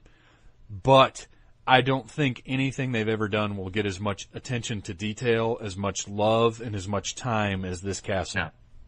This is going to be like maybe one of the biggest labors of love in like all of toy design ever. Yes. This is going to be even more so than their own personal lines, you know, the Scarabus or the whatever the Horseman lines are. Yeah. This will be their legacy. Mm-hmm. Collectively. I mean, nothing, we've never seen anything like this. There has never been a toy that was as iconic, that was as grassroots in the way that it happened. Yeah. And is significant to really the history of modern toys as this Castle Grayskull. I mean, it's amazing that this is happening, and I have every faith. I mean, I pre-ordered it. I have every faith that it's going to be amazing when it comes in the mail. I can't even imagine what this thing is going to be. I think it's fantastic. I mean, it sucks because like Granomir sucks in the way that like, hey, it's Christmas, spend a bunch of money on yourself. You know, because that's when we're going to get charged for it. Right. Is next December. But I can't imagine anything better than opening Castle Grayskull on Christmas Day. Oh gosh, I know. Now, I'm not expecting it before Christmas. I fully expect that we're going to get this thing in January. Oh yeah. There's a very good chance. But you know what? Whatever. Again, as long as they say it's coming, that's good. I'm solid with that. Yeah. You know, the whole Christmas thing, like that extra Swiftwind that I bought for a friend. Yeah. I mailed it to her with a note that said, "Do not open until Christmas morning." And she's not like, she doesn't collect or whatever, but you know, she doesn't collect He-Man or whatever, but she's a big She-Ra fan from when she was a kid, and she's a good friend of mine. And it's like, it wasn't necessarily that I thought that Swiftwind would, you know, I mean, yeah, it's a great gift for her, but it was more that I wanted her to be able to open a toy on Christmas morning. Yes. You know, and like it's not so much that my gift to her is Swiftwind. My gift is that feeling of opening a toy on Christmas morning that we don't, you know, necessarily get anymore. Especially somebody like her who isn't a geek, who doesn't buy herself toys, you know. Well, and not only that, but it's a toy that you get to put together. Yeah. You got to put the wings on, because that is a missing component of a lot of toys now. Is a lot of them come pre-assembled, and I miss putting stuff together. And the castle won't. The castle's going to be like Granomir. It's going to come in a million pieces. Yes. And so it's going to be not just the joy of opening it, but I mean, again, I had the castle when I was a kid. I remember putting the stickers on it. You know, like there's a certain level of meticulous joy that comes from assembling something that you know is going to give you so much joy. Yeah. So you have a sense of ownership of it. That you're the one who put it together. Well, and also, I mean, it's not like it's a model kit, but it kind of is. No, it is. It totally is, and it's going to have your own personal touch, because the stickers. That's another important thing to me. Is now, granted, on this Castle Grayskull, I want everything to be painted, but yeah, they're saying that it's not going to be stickers. Everything that was a sticker will be sculpted. I would imagine just like the Wind Raider. You know, they'll do it right. But as far as stickers on toys, like, your toy looked like your toy because your sticker was just that little bit off that you put it. Oh, the flag? Dude, screw that flag. Yeah. There's nobody in the world who got that right. No, not at all. And that's like one of the funny things about like 80s toys is everything had these label sheets, and it's always interesting to see what labels are still there, how misplaced they are, if they are still there. You know, how faded, how, like, it gives those toys so much personality and so much character, that whole sticker thing. Absolutely. But yeah, man, this Grayskull, holy cow. I hope that a year from now we're able to, you know, exactly 1 year from now we're able to sit down and talk about that thing. But, for right now, that's pretty much a wrap. We hit on everything in 2012. Great year to be a He-Man fan. Absolutely great year. I'm not bummed about any of it. There's not one thing that I feel was a total loss. I'm happy I had the sub, and it would have been worth it to have the 30th anniversary sub as well. Even though I'd have a Spectre now, you know, whatever, that's fine. That ended up being a great sub line. No, and I think like we said, it accomplished the goal of, you know, getting a new figure and adding something to the mythos. Of He-Man. So, I mean, yeah, I loved it. Well, awesome. Bo, thanks so much for sitting down with me. We will definitely be doing this again in the future. Talk about 2013 a little bit. This was great. I love being able to talk about He-Man, and everything about it. You know, Motu Classics is my definitive toy line for me, and getting a chance to talk about it is always fantastic. So thank you so much for having me. Hey, thanks for being here, man. I appreciate it. Hey, that's it. It's over. Wow. That thing went on a whole lot longer than I'd planned for it to go, but I think it was really good. I think it was as long as it needed to be, and I hope you guys agree. I hope you hung in there. Well, obviously, if you're hearing this, you hung in there. I had a blast doing it. I want to thank Bo Brown for hanging out and for having a really good discussion. And I'll do this again. I hope you guys enjoy it, and I hope I get the feeling that I do need to do it again, because I've got a few things already that I'd like to cover. From Toy Fair to maybe doing one of these with a couple of bands. We'll see. But for right now, I want to keep this ending short because we're already way over. I love you guys. Thanks for listening. Thanks for supporting me. I'll talk to you next time. Well, that was a fun ride back in time. I can't believe it's been 5 years. When I first started off, you know, this was going to be maybe monthly. And now it's a weekly show. And if only I had made it weekly then, I would be so many episodes further along. I don't know why that matters at all. It doesn't. Who cares? 200 episodes coming up this Friday. Wow. Yeah, it's huge for me. I'm very excited for you guys to hear this, if you were not there when it was recorded live. But for this first episode, it's great. I love it. I love that it's going to be part of the library now. It's readily available. I want to thank the Mystery Men for providing interstitial music for all these years. I want to thank Les Sexoflex for providing our introduction music for all these years. I want to thank Dana Swanson for the outro. And I'll probably do all of this thanking again in the 200th episode, but I wasn't quite sure what to talk about to close out the first episode special edition. So I'm just going to thank people. Thanks to Rad Ranger for being rad.